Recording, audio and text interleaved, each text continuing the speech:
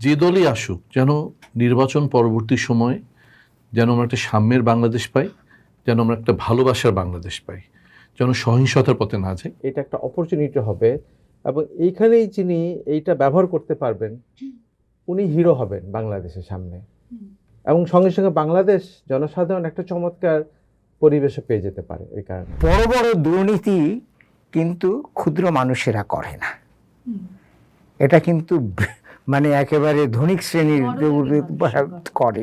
আজকে বাংলাদেশে মোট সম্পদের একেবারে তথ্য অনুযায়ী যে 10% মানুষ উপরের দিকে যারা আছে তাদের কাছে বাংলাদেশের মোট সম্পদের 58%।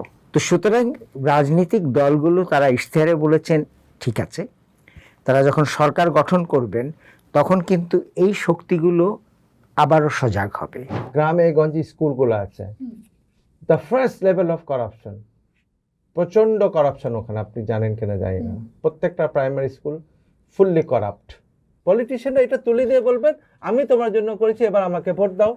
কিন্তু এটার পিছনে কিন্তু অসংখ্য মানুষকে তারা গাধার খাটনি খাটিয়েছে, এই ভাই আপনারা খেটে খেটে করে দেন আমাকে। আমরা আমাদের টোটাল ইকোসিস্টেমটাকে নষ্ট করে ফেলেছি।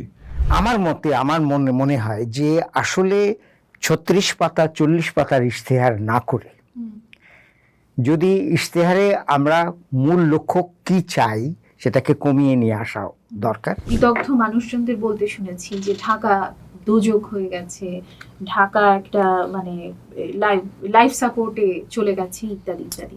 কিন্তু এই লাইফ সাপোর্টে পাঠানোর পেছনে তো আমাদের গত 50 বছরের ইতিহাস আছে। ঢাকা শহরে আমরা যারা আছি তারা আমরা যদি আজকে যদি আমরা কানাডাতে থাকতাম বা পৃথিবীর অন্য কোনো দেশে থাকতাম তার থেকে আমরা 7 বছর কম বাঁচবো, কারণ ঢাকার বাতাস এত দূষিত। ঢাকা শহর হচ্ছে বাংলাদেশের অর্থনীতির 50%, কিন্তু পরিকল্পনার দিক দিয়ে 1%ও না। আমরা শুধু ঢাকা শহরকে ব্যবহার করছি। যারা নির্বাচন করবেন তাদের উদ্দেশ্যে আমার অনুরোধ হলো যে আপনাদের সামনে আবারও একটা সুযোগ এসছে, পেনাল্টি স্পটে আপনি দাঁড়িয়ে আছেন, যদি গোল করতে না পারেন লাল কার্ড দেখিয়ে দেওয়া হবে।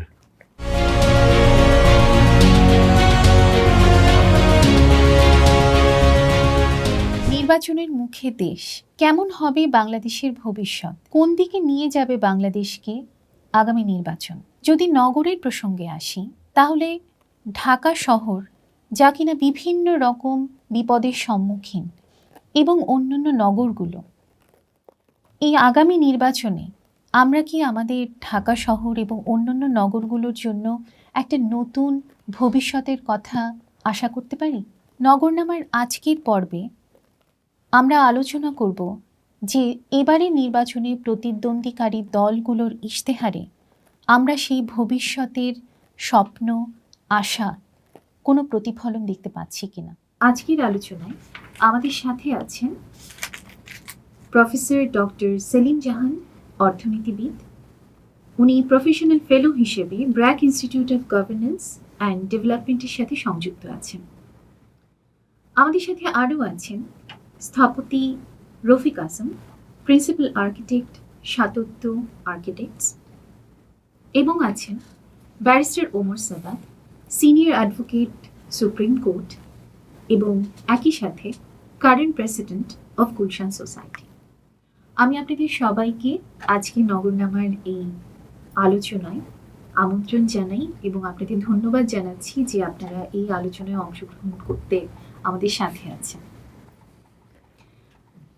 যেহেতু নির্বাচন নিয়ে কথা তুললাম, আমাদের সবার মনে বোধহয় একটাই প্রশ্ন, সেটা হচ্ছে যে এই নির্বাচন আমাদের আসলে কোন বাংলাদেশের দিকে নিয়ে যাচ্ছে বা নিয়ে যেতে পারে।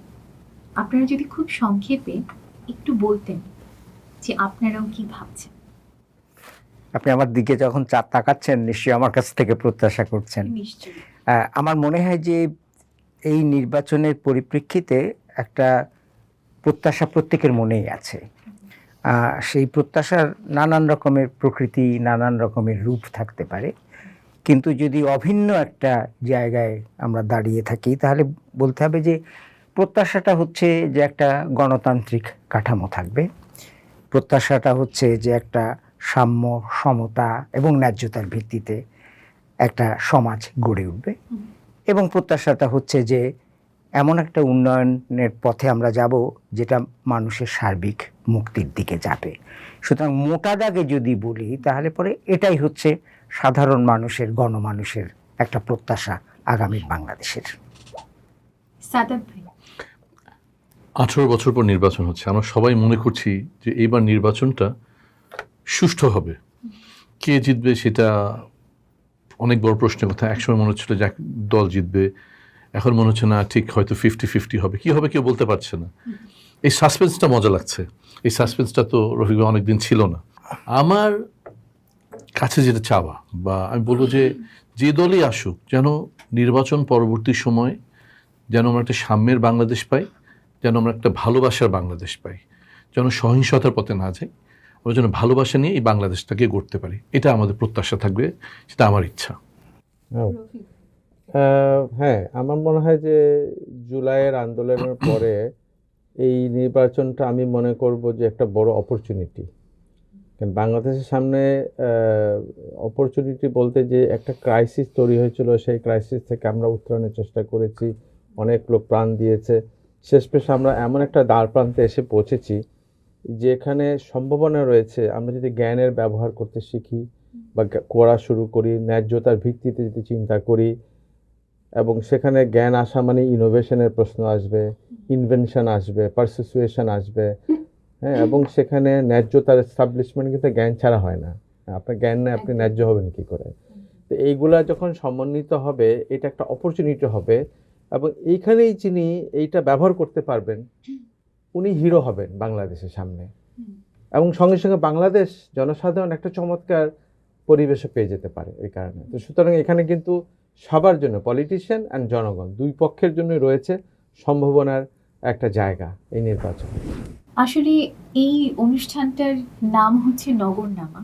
তো আমি যদিও প্রশ্নটা শুরু করেছি যে নির্বাচন বাংলাদেশকে কোন দিকে নিয়ে যাবে, কিন্তু আসলে আমরা বোধহয় ধীরে ধীরে আবার নগরের আলোচনাতেই ফিরব। তো নগরায়ন, নগর পরিকল্পনা, নাগরিক অধিকার, এগুলো নিয়ে আমরা বিগত অনেকগুলো পর্বে আলোচনা করেছি বিভিন্ন জনের সাথে। কেন নগর, বারবার কেন আমরা নগরের আলোচনাতেই ফেরত আসি? কারণ স্যারের একটা লেখায় পড়ছিলাম যে 2050 সাল নাগাদ ঢাকার জনসংখ্যা হবে 5 কোটি প্রায় 20 লাখ। তার মানে জনসংখ্যার দিক থেকে সবগুলো মেগাসিটির মধ্যে আমরা থাকবো প্রথম। তো এই জনসংখ্যার একটা বড় ভূমিকা হচ্ছে এরা একই সাথে, যদি আমি নির্বাচনকে মাথায় রাখি, এরা আবার একই সাথে ভোট পায়। তো সুতরাং নগরগুলোর ভূমিকা ভবিষ্যতের রাজনীতিতে একটা বিরাট রোল আছে, এবং ঢাকার ক্ষেত্রে তো অবশ্যই। তো এবার নির্বাচন সামনে রেখে বিভিন্ন দল যারা নির্বাচনে অংশগ্রহণ করছেন তারা তাদের ইশতেহার প্রকাশ করেছেন, এবং সেই ইশতেহারগুলো আসলে আমি কিছুটা দেখেছি, পড়েছি। তো আমার কাছে কিন্তু আমার নগর নিয়ে আমার স্বপ্ন হচ্ছে বুড়িগঙ্গার 2 তীর ধরে একটা সমৃদ্ধ শহর, যেখানে সবাই গণতান্ত্রিকভাবে বসবাস করে। আপনি ন্যায্যতার কথা বললেন, ন্যায্যতা, সমতা ভিত্তিতে আসলে বসবাস করে। তো আমাদের আসলে, আপনি জুলাইয়ের কথা বললেন, জুলাইয়ের ঠিক পরপর 2024-এর নভেম্বরে দুটো প্রতিষ্ঠান, আরডিআরসি এবং জাস্ট আরবান, সম্মিলিতভাবে একটা ন্যায্য নগর ইশতেহার তৈরি করেছিল, যেটা এখানে টেবিলে আছে, ফেয়ার আরবান চার্টার 2024। সেখানে আমরা অনেকগুলো স্বপ্ন দেখেছিলাম। আমি এই ইশতেহারগুলোতে সেই স্বপ্নগুলো খুঁজছিলাম, তো দেখলাম যে একটা বড় দাগের কম্পোনেন্ট হচ্ছে উন্নয়ন। এখন উন্নয়ন শব্দটা শুনলেই তো ভয় লাগে, কারণ আমরা এমনই উন্নয়নের জোয়ারে ভেসেছি, উন্নয়নের শিকার হয়ে গেছি। এবং মানে উন্নয়নের মডেল বলতে আমরা আসলে যে মেগা প্রজেক্ট ভিত্তিক উন্নয়ন আমাদের চোখের সামনে ভাসে, আমরা আসলে তার মধ্যে কিন্তু মানুষ হারিয়ে গেছে। মানে আমাদের গণতন্ত্রের সংজ্ঞা থেকেও মানুষ হারিয়ে গেছে, আমাদের উন্নয়নের সংজ্ঞা থেকেও মানুষ হারিয়ে গেছে। তো এই জায়গাটাতেই আমি স্যারের কাছে একটা প্রশ্ন রাখবো যে এই নির্বাচন কি আমাদের আসলে একটা অন্যরকম উন্নয়নের দিকে নিয়ে যেতে পারে, বা আপনারা কি দেখছেন? এখন ওটা হচ্ছে যে আমি রফিক ভাইয়ের কথা ধরেই বলি, সম্ভাবনা, পারে কিনা সেটা একটা সম্ভাবনা। এখন উন্নয়নের ব্যাপারে সব ইশতেহারেই সব রাজনৈতিক দলই সর্বকালে কিছু জনতুষ্টিমূলক কথা বলে, যেমন মানুষের কল্যাণ, মানবতাবাদী একটা উন্নয়ন, সমতা, ন্যায্যতা, এই কথাগুলো আমরা খুব বলি। এখন এই কথাগুলোর একটা দার্শনিক দিক আছে, সেটা আমরা প্রত্যেকেই জানি, কিন্তু এই কথাগুলোর একটা প্রায়োগিক দিক আছে। ন্যায্যতা কথাটা দার্শনিক দিক থেকে বলা যত সহজ, এটা প্রয়োগ করা কিন্তু তত সহজ নয়, এটা আমরা প্রত্যেকেই জানি। এখন উন্নয়নে যে জিনিসটি আমরা বহুদিন যাবৎ বিভিন্ন দলের বক্তব্যে এবং ইশতেহারে দেখতে পাচ্ছি, সেটা হচ্ছে যে এই কথাগুলো আলাদা আলাদাভাবে ভিন্ন ভিন্নভাবে বলে, কিন্তু আমাকে তো জানতে হবে যে একটা রাজনৈতিক দলের বা আমাদের রাষ্ট্রেরই যদি বলি, উন্নয়ন দর্শনটা কি, কি চাই আমরা। এখন আমি মনে করি যে এর আগেও আমরা দেখেছি যে উন্নয়ন বলতে অবকাঠামোর পরিবর্তনের কথা আমরা বলেছি, উন্নয়ন বলতে আমরা 7% না 9% প্রবৃদ্ধি অর্জন করব সেটার কথাও আমরা বলেছি, রপ্তানি আয় আমাদের কতটা বাড়াতে হবে সেটাও বলেছি। তো মূলত পরিমাণগত কতগুলো নির্ণায়ক নিয়ে তার বিস্তারকেই আমরা উন্নয়ন বলেছি মোটামুটিভাবে। এখন যে কথাটি আপনি বললেন নবনীতা, যে এই পুরো আলোচনায় মানুষ কিন্তু প্রান্তসীমায় চলে গেছে, মানুষ উন্নয়নের কেন্দ্রবিন্দু থাকেনি, মানুষ উন্নয়ন প্রক্রিয়ায় সেই অর্থে অংশগ্রহণ করেনি। মানে আমি যেটা বলতে যাচ্ছি যে আমাদের রুটি রোজগারের জন্য কাজ করা আর উন্নয়নের একটা অংশ হওয়া কিন্তু এক জিনিস নয়।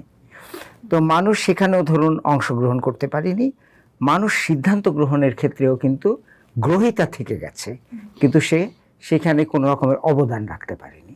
তা আমি মনে করি যে উন্নয়নের চূড়ান্ত লক্ষ্য হচ্ছে মানুষ।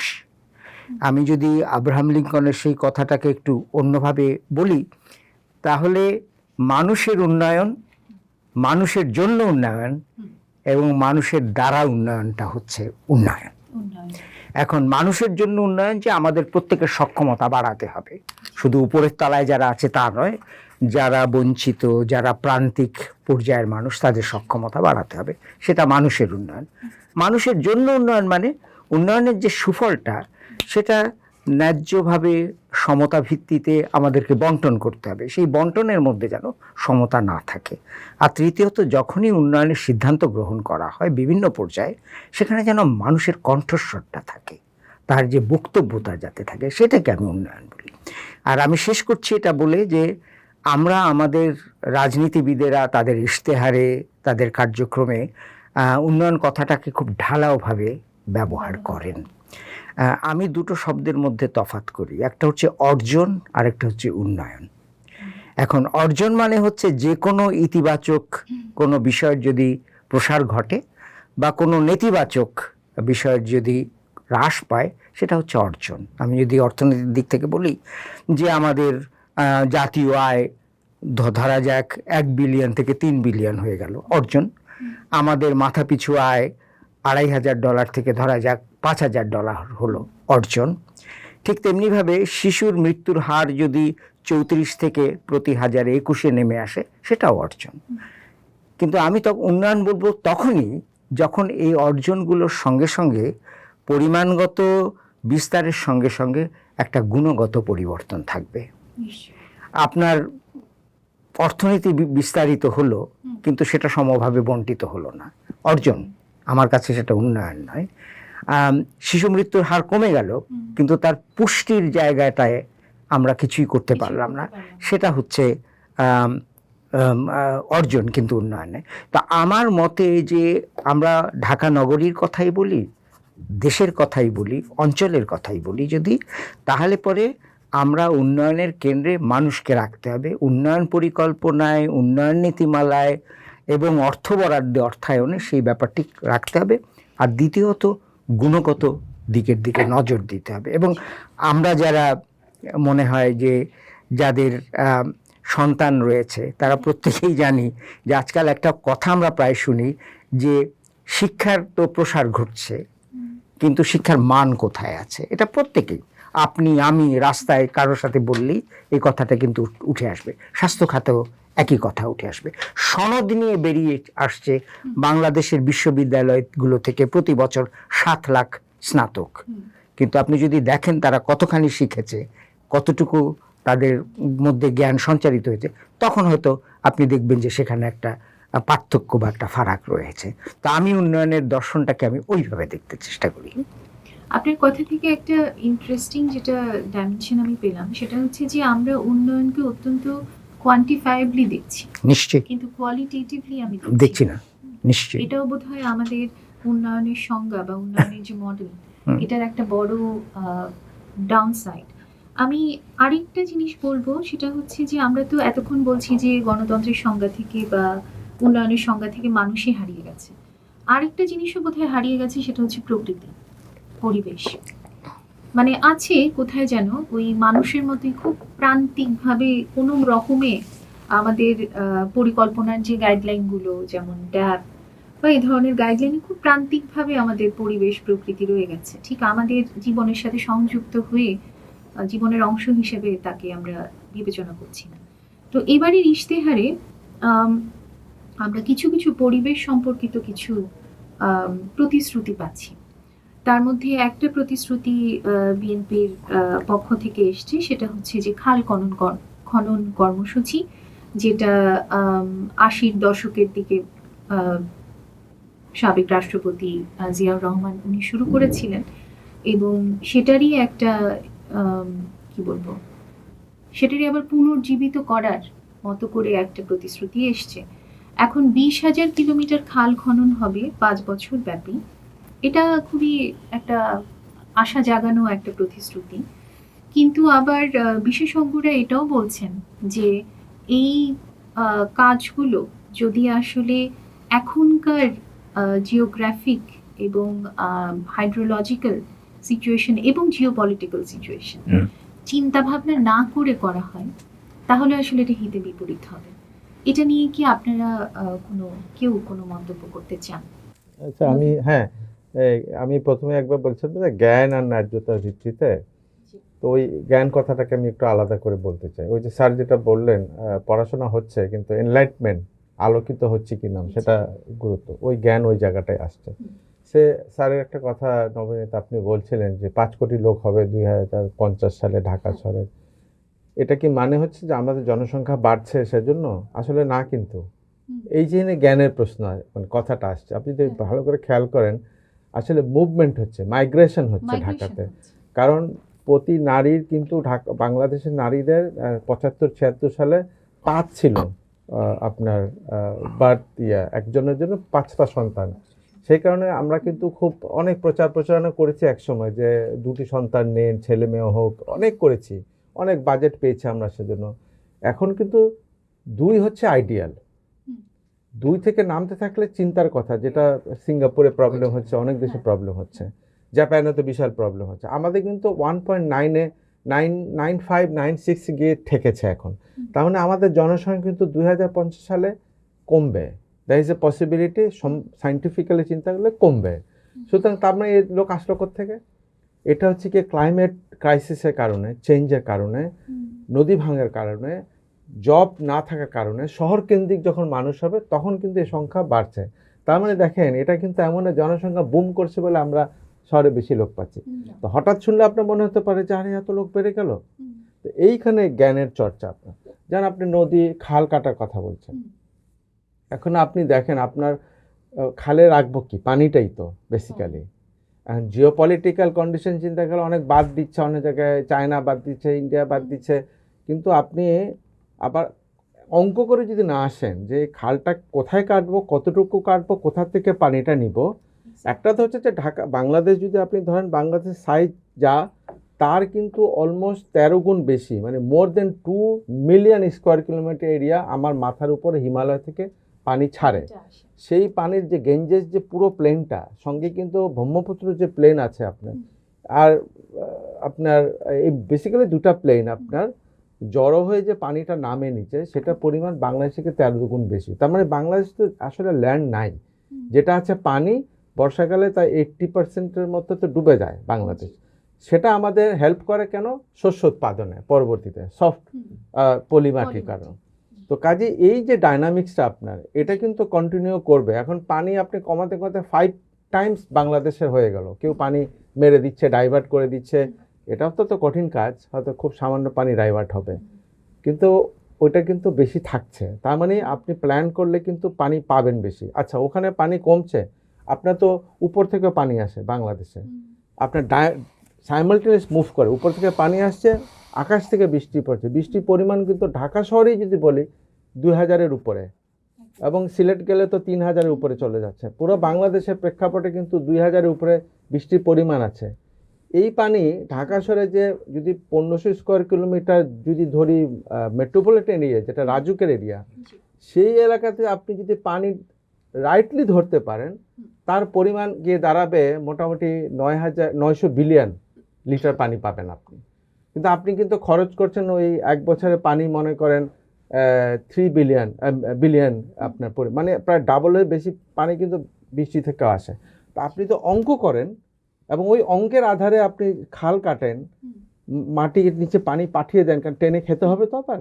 তো এইভাবে যদি আপনি ডিস্ট্রিবিউট করেন অঙ্কের ভিত্তিতে, জ্ঞানের ভিত্তিতে, তাহলে আপনার যে রিসোর্স আছে এটা কিন্তু এখন পর্যন্ত বেশি আছে। কিন্তু না অঙ্ক করেন তাহলে ভুল জায়গায় কাটবেন, রং হবে, কাজে আসবে না, ওটা বুমেরাং হবে, আরও বিপদে পড়তে পারেন। এগুলো ঘটতেই থাকবে আমাদের। আমি একটা এক্সাম্পলই দিলাম। যে রফিক ভাইয়ের কাছ থেকে একটু নিয়ে বলি আমি এখানে, মানে ঢাকা তো আমাদের এক একজনের কাছে এক এক রকম। কারোর কাছে ভালোবাসার শহর, কারোর কাছে প্রাণের শহর, কারোর কাছে জাদুর শহর। অনেকে অনেক স্বপ্ন নিয়ে আমরা এই ঢাকা শহরে আসি, সেই স্বপ্নগুলোকে আমরা সব জাদুঘরে পাঠিয়ে দিচ্ছি। যেটা আপনার কথা নিয়ে যদি বলি যে আমাদের কিন্তু পানির স্তর প্রতি বছর কমে যাচ্ছে। এত পানির দেশ বাংলাদেশ, এত পানির শহর ঢাকা, সেই পানি কিন্তু চলে যাচ্ছে। আশা জায়গা নিয়ে হচ্ছে, আমি প্রত্যেকটা ইশতেহার পরে দেখলাম সবকটা রাজনৈতিক দলের ইশতেহারের মধ্যেই তারা কিন্তু রেইন ওয়াটার হারভেস্টিংয়ের কথা বলছেন। এখন এই রেইন ওয়াটার হারভেস্টিংটাকে আমরা কিভাবে বাস্তবায়ন করব, সেখানে যে প্রশ্ন। না, ওই যে ইংরেজিতে বলে না যে you do not get what you wish for, you get what you fight for. তো আমাদের যারা এগুলো আলোচনা করছি, যেগুলো আমাদের এই ওনারা যে কথাগুলো ইশতেহারে বলেছেন, সেই কথাগুলো যেন ওনারা বাস্তবে প্রয়োগ করতে পারেন, ইশতেহার যেন থেকে না যায়, সেটার জন্য আমাদের যারা এই বিষয়গুলো নিয়ে কথা বলি, সেগুলো নিয়ে আমাদের কাজ করতে হবে। শুধু কথাগুলো যেন বাতাসে মিলিয়ে না যায়। কথা বলা সহজ, সে বাস্তবে যদি প্রয়োগ করতে হয়। যে খাল কাটা নিয়ে যদি বলি, আমরা ঢাকা শহর, রফিক ভাই আপনি জানেন যে আমরা 80% খাল আমরা দখল করে ফেলেছি। মানে আমাদের যে বৃষ্টির পানি, একটু বৃষ্টি হলে ডুবে যাচ্ছে আমাদের সবকিছু। আমি এটা বলতে চাচ্ছিলাম যে ওনাদের ইশতেহারে খাল খনন প্রকল্প যদিও আছে এবং রেইন ওয়াটার হারভেস্টিং এর কথাও বলা আছে, কিন্তু আমাদের হারিয়ে যাওয়া জলাশয়গুলো পুনরুদ্ধারের গল্পটা কিন্তু নেই। সুতরাং এই দুটোকে আমাদের এক জায়গায় করে দিতে হবে। আমাদের 80% যে খালগুলো দখল হয়ে গেছে, বুঝে গেছে, সেগুলো যদি ওনারা খোলে তাহলে দুটো কাজ হবে একসঙ্গে। একসঙ্গে ওনাদের খাল কাটা কর্মসূচিও হবে, আবার একই সঙ্গে বৃষ্টি পানিও আমরা ধরে রাখতে পারবো। তাহলে তো এই 1 ঘন্টার বৃষ্টিতে ঢাকা শহর ডুবে যাচ্ছে, এটা কোনো কথা নাকি? হিসাব করতে হবে, এই সব বসে অঙ্ক করে হিসাব করে বের করে যদি করতে পারি, আমাদের ধারণা সামনে দিয়ে আগাতে হবে। বলেন যে ঢাকা শহর হচ্ছে বাংলাদেশের অর্থনীতির 50%, কিন্তু পরিকল্পনার দিক দিয়ে 1%ও না। আমরা শুধু ঢাকা শহরকে ব্যবহার করছি, we are using it, we are raping it. এর ফলশ্রুতিটা কি হচ্ছে আমরা কেউ চিন্তা করছি না। একইভাবে আপনার সাথে আমি যোগ করি যে বিএনপি এটাতে আমি দেখলাম, ও বলছিল যে গাছ লাগানো হবে, কত লক্ষ গাছ, 25 কোটি 25 কোটি গাছ লাগানো হবে। এখন দেখেন, এখন 25 কোটি, এটা অত্যন্ত ভালো কথা এবং উদ্যোগ হিসাবে একটা দারুণ উদ্যোগ আপনার। কিন্তু ওই যে কথা আসছে যে ইমপ্লিমেন্টেশন হবে, এখন ধরেন একটা লোকের জন্য অক্সিজেন দরকার হয় ভালোভাবে বেঁচে থাকতে 550 লিটার প্রতিদিন মনে করেন, এটা কিন্তু রিকোয়ারমেন্ট। হ্যাঁ, ডাক্তারদের হিসাবে এই রিকোয়ারমেন্ট। এখন ঢাকা শহরে বা বাংলাদেশে কত লোক আছেন, সেই লোকের জন্য কত গাছ আছে, তার একটা সুমারি হওয়া দরকার। সুমারি হওয়া দরকার, বৃক্ষ সুমারি হওয়া দরকার। হ্যাঁ, সুমারি হওয়া দরকার। এবং এখন বাকি কমতি যেটা আছে, সেটা কতটা লাগালে পরে সেটা আসলে কার্বন নেগেটিভ হবে এই দেশ, এই শহর, এবং ওই পরিমাণ জায়গা আছে কিনা। এখন জায়গা যদি কম থাকে তাহলে আপনি জাপানিজ নতুন ইনভেনশন মিওয়াকি গার্ডেনে যাবেন কিনা। মিওয়াকি গার্ডেন অলরেডি মিওয়াকি গার্ডেনে প্রচুর কাজ হচ্ছে না। তো এই যে একটার পর একটা সিদ্ধান্ত আসছে based on science, based on calculation, তখনই কিন্তু পরিবর্তন আপনি দেখতে পাবেন। তো উদ্যোগটা তো চমৎকার, কিন্তু আমার কথা হলো যারা করবেন তারা প্লিজ যারা এইসব বিষয় অভিজ্ঞ তাদেরকে ডাকেন, লয়ারদের ডাকেন যখন আইনি বিষয় হয়, পলিটিশিয়ান মানে আর্কিটেক্ট বা প্ল্যানারদের ডাকেন একটা কাজের জন্য নির্দিষ্ট, সায়েন্টিস্টদের ডাকেন একটা। এটা যদি না করা হয়, শুধু পলিটিশিয়ানরা মনে করেন তারাই তো দেশ চালাবেন, তারা বলেছেন হয়ে যাবে, কোনোদিন হয়নি পৃথিবীতে, হবেও না কোনো। তাই এখানে কিন্তু একটা আশা জায়গায় দিয়ে কথা আছে, সেটা হলো যে বিএনপি থেকে বলা হচ্ছে যে তারা যদি ক্ষমতায় আসেন তার সব বিষয়ে তারা এক্সপার্ট কমিটি গঠন করবেন। তো নির্বাচনের আগে অনেক অনেক কথা বলে, নির্বাচনের পরে কতটা এটা কাজে আসবে সেটা আমাদের বুঝতে হবে। লক্ষ্য রাখবেন যে রাইট লোককে এটা খুঁজে বার করা তো অত্যন্ত কঠিন কাজ। ঠিক। এটাও কিন্তু একটা রিসার্চের, ওনাদের উইং থাকবে রিসার্চের, যে সত্যি সত্যি যারা নিউট্রালি কাজ করতে পারেন, নলেজ আছে, এইরকম লোক খুঁজে বার করতে তো ওনার 3-4 মাস সময় লেগে যাবে জড়ো করতে আপনার। আর আমার মনে হয় যে কাজ। আমার এই যে কথাটা উঠে এসছে যে উন্নয়ন বাস্তবতা বলে একটা ব্যাপার আছে, যে কথাটা আমরা বলছি, স্বপ্ন তো আমরা সবাই দেখব, ইশতেহারেও বহু কথা থাকবে। এখন বাস্তবতার একটা হচ্ছে যে বাস্তবায়ন কি করে হবে, আর যেহেতু আমি অর্থনীতিবিদ, প্রত্যেকটা কাজের জন্য অর্থায়ন লাগবে, এবং এই অর্থায়ন কোথা থেকে আসবে এটা কিন্তু কোনো ইশতেহারে কোথাও পরিষ্কার করে বলা নেই।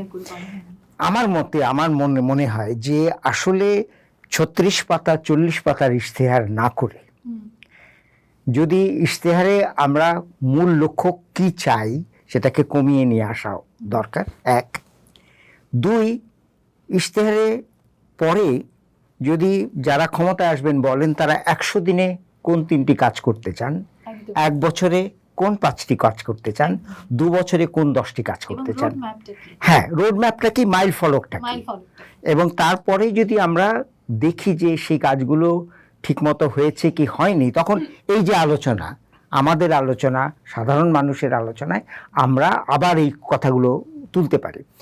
মুশকিলটা হচ্ছে যে আমাদের গণতান্ত্রিক প্রক্রিয়ায় এমন কাঠামো তো আমরা গড়ে তুলতে পারিনি যেটা বিদেশে আছে, যে 5 বছরের জন্য নির্বাচিত, 3 বছর পরে দেখা গেল যে কিছুই করেনি, পরবর্তী নির্বাচনে তারা আর ক্ষমতায় আসতে পারেনি।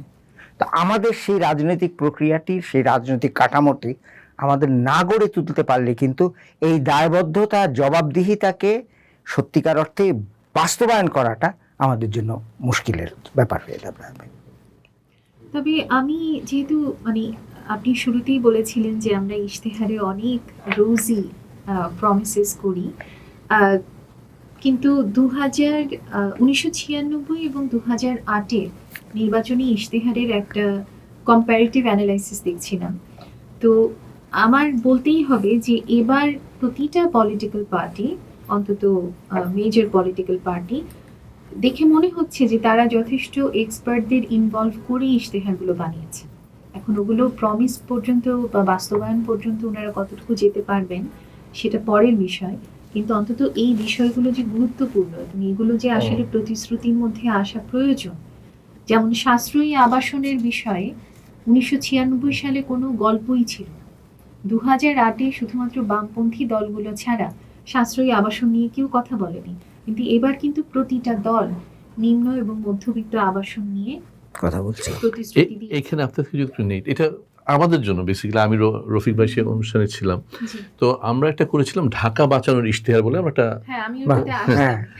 আলোচনা করেছিলাম একটা, এবং খুব ইন্টারেস্টিংলি রফিক ভাই যে আপনি যে মধ্য আয় এবং নিম্ন আয়ের যে আবাসনের কথা বলেছিলেন, কিন্তু রফিক ভাইয়ের প্রস্তাব ছিল এখানে করার, এবং সেখানে যে আমরা যে আলোচনাগুলো করেছিলাম, we are very happy to see যে ওনারা সেগুলো ধারণ করেছেন ইশতেহারের মধ্যে। এটা কিন্তু আমাদের একটা বড় অর্জন। ঠিক একইভাবে আমরা যদি এর পর থেকে যেন আমরা ভুলে না যাই ওনারা ইশতেহারে কি লিখেছেন, আমাদেরকে ধরতে হবে যে ইশতেহার বাস্তবায়ন কতটুকু হলো, 3 মাস, 6 মাস, 9 মাস, 1 বছর। স্যারের কথা মতো জি, এবং আমাদেরকে বলতে হবে যে দেখেন আপনি বলেছেন এই কথাটা, আপনি কিন্তু এই কাজটা করছেন না, আপনি বলেছেন আপনি খাল কাটবেন, কই 1 কিলোমিটার খালও তো কাটলেন না। আমরা যদি ওনাদেরকে সেই প্রসেসে যদি অ্যাকাউন্টেবল রাখতে পারি, ইশতেহারটা যেন মুড়ির ঠোঙা না হয়ে যায়, সেই প্রক্রিয়াতে এবার যে ওনারা ইশতেহারে বলেছেন উই আর ভেরি হ্যাপি। এটা কিন্তু আগে ঢাকা বা এই নগর নিগত চিন্তাটা ছিল না, তারা চিন্তা করছেন। যেমন অনেকে দেখলাম যে আমরা যানজট নিয়ে কথা বলতে, অনেকে গণপরিবহনের কথা বলছেন, ওনারা বলেছেন যে মহিলাদের জন্য পিঙ্ক বাস করবেন, মনোরেল করবেন, মেট্রো রেল করবেন। কিন্তু আমার কাছে যেটা মানে বাস্তবতার প্রেক্ষিতে যেটা বলতে হয়, এই বাসগুলো কিন্তু সব যে দলই ক্ষমতা আসে তাদের সিন্ডিকেট চালায়। ওনারা আসলে সিন্ডিকেটগুলো নিয়ে কী করবেন? আজকে বাংলাদেশে সবাই বলে যে ট্রেন সার্ভিসটা গড়ে ওঠে নাই কারণ বাস সিন্ডিকেট ট্রেনে সরকারকে কোনো ইনভেস্টমেন্ট করতে দেয় না। স্বাধীনতার সময় যে কটা ট্রেনের বগি ছিল এখন ঠিক সে কটা ট্রেনের বগি আছে। তো এই 55 বছরে আমরা কি করলাম? তো এই সিন্ডিকেট ওনারা কীভাবে ভাঙবেন? এটা আমাদের প্রশ্ন থাকবে ওনাদের কাছে যে আপনাদের যে দলীয় বাসের সিন্ডিকেট আছে, এবার আসলে কি আমরা ঠিক একই জিনিস দেখব, নাকি আমরা প্রতি বছর শুনি যে ওনারা লন্ডন ট্রান্সপোর্ট সার্ভিস দেখলে লন্ডনে যাচ্ছেন, এখানে যাচ্ছেন, সেখানে যাচ্ছেন, গিয়ে ঘুরে টুরে বেরিয়ে আসছে, কিন্তু যা সেরকম আছে। এবার কিন্তু ওরা বলছেন যে সমন্বিত একটা ট্রান্সপোর্টেশন সিস্টেম হবে। এটা কিন্তু ওনারা বলছেন, কিন্তু কই আমি কিন্তু শুনে আসছি অনেকদিন ধরে। গল্পটা হচ্ছে যেটা আমরা এখানে বসার আগে স্যারের সাথে আমরা আলোচনা করছিলাম যে এই যে মধ্যস্বত্বভোগী যে সিন্ডিকেট, এইটাকে আমরা কি করব? এটা তো বাজারে, ট্রান্সপোর্টেশন সেক্টরে, প্রতিটা জায়গায়। এটা আমি বলি এটা যদি আপনি ম্যানিফেস্টেশন দেখেন, এটা কিন্তু একাডেমিক একটা এক্সারসাইজ, তাই না? এটা বহুদিন ধরে হয়েছে, ওনারাও করেছেন, ভালো রিসার্চ করেছেন, অ্যাপ্রিসিয়েট করার মতো। দেন আরেকটা পার্ট আছে, এটা হচ্ছে আপনার এম্পেরিক্যাল এভিডেন্সেস, মানে এটাকে এম্পেরিক্যালি ইমপ্লিমেন্টেশন করতে হবে আপনার। এই দুইয়ের মাঝখানে যে আসল বাধাটা সেটা হচ্ছে করাপশন, অ্যাবসলিউট করাপশন। বাংলাদেশ কিন্তু করাপশন, আর করাপশনটা কেন হলো সেটা তো লম্বা ইতিহাস। বাট যেটা আমি বলতে চাই, করাপশনের পিছনে এটা ন্যাচারালি হয়েছে বিকজ ইউরোপেও করাপশন হয়, কিন্তু আমরা ইউরোপকে কিন্তু করাপ্ট কান্ট্রি হিসেবে দেখি না। হ্যাঁ, সব দেশে করাপশন হয়, কিন্তু ওদের দেখি না কেন? ওরা কিন্তু এটার জন্য যে স্ট্রাগল, হাজার হাজার বছর ধরে ইউরোপ স্ট্রাগল করেছে, নলেজ অর্জন করেছে, এবং নলেজের পাশাপাশি এথিক্যাল যে স্ট্যান্ডার্ড তারা কিন্তু মেনশন করেছে, যে এথিক্স একটা বড় জিনিস। তার পাশাপাশি তারা আপনার এস্থেটিক্স ডেভেলপ করেছে। এই জন্য ইউরোপকে আমরা সুন্দর হিসাবে দেখি। এই যে একটা জার্নি আমরা কিন্তু কখনো করি নাই। হাজার বছরে আমাদের কিন্তু নলেজের উপর অ্যানালাইসিস নাই, এটা ইমপ্লিকেশন নাই। তো কাজেই করাপশন ওই জায়গাটা ফিল করেছে, যেটা পাকিস্তানে দেখবেন, ইন্ডিয়াতে অনেক জায়গায় দেখবেন, অনেক থার্ড ওয়ার্ল্ড কান্ট্রিজে এইটা দেখবেন, ওইটা ফিল করে কিন্তু করাপশন। তো আমাদের কিন্তু ওনারাও দেখলাম এবার সবাই কিন্তু করাপশন নিয়ে কথা বলছেন, কিন্তু করাপশন যদি গলা চিপে না ধরতে পারেন তাহলে এই ইয়েগুলো আপনার ম্যানিফেস্টেশনগুলো কিন্তু আপনি কোনোভাবেই ওই ব্যারিয়ার ক্রস করে ইমপ্লিমেন্ট করতে পারবেন না। এই ব্যাপারে নিশ্চিত। এবং ডে ওয়ানে ওনারা যদি না বলেন যে না, ওনারা যে দেখলাম বিএনপি ম্যানিফেস্টোতে দেখলাম যে ওনারা বলেছেন যে ফুটপাথটা ওনারা পরিষ্কার করে দিবেন। ফুটপাথটা দখল করে রেখেছে কি? এবং রাস্তা প্রশস্ত করবে। জি, ফুটপাথটা দখল করে রেখেছে, এটা তো আমাদের সবার জানা। তাহলে আমরা এখানে ওনাদের কি কার্যক্রম হবে? ওনাদের ডে ওয়ানে বলতে হবে যেই ক্ষমতায় আসুক, যে আমরা ক্ষমতায় এসেছি, আমরা এই করাপশনকে কিভাবে করব, এই সিন্ডিকেটকে আমরা কিভাবে ভাঙবো, এটা হচ্ছে আমাদের প্রথম দিনের প্রথম কথা হবে সেটা। কারণ এছাড়া আপনি যা কিছু বলেন না কেন, এগুলো বাদ না দিলে আপনি বাস্তবায়ন করতে পারবেন না। এটাই তো পৃথিবীর সব দেশ এটাই শিখে। এবং আমরা যখন লিকমান ইউর যখন বইটা পড়ি যে from third world to first, এইভাবে যখন ওনারা এসছেন, যদি আমরা 30 বছরের মধ্যে যদি একটা আমাদেরকে প্রথম সারির দেশ হতে হয়, সেটা বাদ দিলাম, মধ্যম সারির দেশও যদি হতে হয়, করাপশন বাদ না দিলে সেটা সম্ভব না। হ্যাঁ, আর ওই যে রোডের কথা আসলো না, রোড চওড়া করা যাবে না কেন? আবার দরকার না হতে পারে, সেটা তো ডিপেন্ড করে যে আপনার কি কারণে করবেন। এখন আমি আপনাকে এক্সাম্পল দিই, পুরা 150 স্কোয়ার কিলোমিটার যেটা মানে মেট্রোপলিটন সিটি রাজুকের আন্ডারে, এখানে আপনি যদি হিসাব করে দেখেন, ঢাকা শহরে গাড়ির সংখ্যা 23 লক্ষ, কিন্তু ঢাকা যে রাস্তা আছে সেটা তো হিসাব করে দেখেন কত রানিং ফিট রোড আছে কিলোমিটার, আপনি দেখবেন 3%-এরও রাস্তা বেশি নাই, 3-4% রাস্তা। এবং এই রাস্তা সব গাড়ি দাঁড় করিয়ে দেন, এখানে 6 লক্ষ গাড়িও আটবে না। তা আপনি 23 লক্ষ গাড়ি রেজিস্ট্রেশন, প্রতিদিন কিন্তু গাড়ি রেজিস্ট্রেশন হয় 5000 টোটাল গাড়ি প্রতিদিন রেজিস্ট্রেশন হয়। আপনার কোনো হিসাবই নাই যে রাস্তায় গাড়ি আসছে, কিন্তু সিঙ্গাপুরে গাড়ি বেরিয়ে যায়, কিন্তু আবার ইকুয়াল পরিমাণ গাড়ি বেরিয়ে যায়। আপনার 15 বছর 10 বছর হলে গাড়ি কিন্তু আউট। তা আমাদের গাড়ি আউট কত হচ্ছে, 5 বছর পরেই ওটা সেল করে দিতে হয়। তো এই যে আমাদের গাড়ি ঢুকছে কত, আউট হচ্ছে কত, এবং ব্যালেন্স কি 5% বাড়ছে, তাহলে 20 বছর পরে শহরের রাস্তাকে আমার বাড়াতে হবে না চড়া করতে হবে? এইটা তো পুরাটাই ম্যাথমেটিক্যাল বেসিসের উপর আসতে হবে না? তো ওনারা বলেছেন, এটা ভালো কথা। ওই যে একই কথা বলবো আমি, then you have to decide, বসে ওই মাস্টার প্ল্যানিং করে যে এই কারণে রাস্তা চড়া হবে, এই কারণে ফুটপাথ চড়া হবে, অথবা ফুটপাথ থেকে সরিয়ে কোথায় নিয়ে যাবে এই লোকগুলাকে? আপনার একটা অমানিকভাবে ঠেলে দিলে সরিয়ে দিলে হবে না। নিশ্চয়ই ওনারা চাচ্ছেন না এটা, ওনারাও চাচ্ছেন মানবিকতার সাথে এটা সরাতে লোকজনকে না ফুটপাথ থেকে। তো পুরো ব্যাপারটা কিন্তু is all about knowledge and mathematics. না এবং ওই যেটা মানে সামনে আমরা সিঙ্গাপুরের কথা বলছি, অন্যান্য দেশের কথা বলছি, চীনের কথা বলি, তারা তো সামনের দিকে তাকিয়ে পরিকল্পনাগুলো করে। একদম ঢাকা শহর ছিল একটি প্রাদেশিক রাজধানী, একটা প্রদেশের রাজধানী। 1972 সালে ঢাকা শহরের লোকসংখ্যা ছিল 18 লক্ষ মাত্র। তো এখন এই যে বিভিন্ন সময় দেখি যে পরিকল্পনাবিদেরা পরিকল্পনা করছেন, আমি অর্থনীতির দিক থেকে বলছি, ওনারা পরিকল্পনা করছেন বর্তমানের জন্য। বর্তমানের জন্য কোন পরিকল্পনা করলে তো হবে না, 5 বছরের জন্যও না। আপনি 20 বছরের পরে কি অবস্থাটা হবে, কোন জায়গায় আপনি যেতে চান, তার জন্য কি আবারও ওই অঙ্কের ব্যাপার, হিসেবের ব্যাপার। হিসেব করে আপনাকে দেখতে হবে এর জন্য টাকা কত লাগবে, কত দূর আপনার যেতে হবে, কটা রাস্তা লাগবে, কত গাড়ি বাড়তে পারে বর্তমানে যেভাবে বাড়ছে। এটা না করলে পরে যেটা আপনার হবে, আপনি বর্তমানের জন্য পরিকল্পনা করলেন, 3 বছর পরে দেখা গেল যে আর এই পরিকল্পনা আপনার কাজ করছে না, এক। আর 2 নম্বর, আপনি অবকাঠামো দিয়ে শুরু করেছিলেন।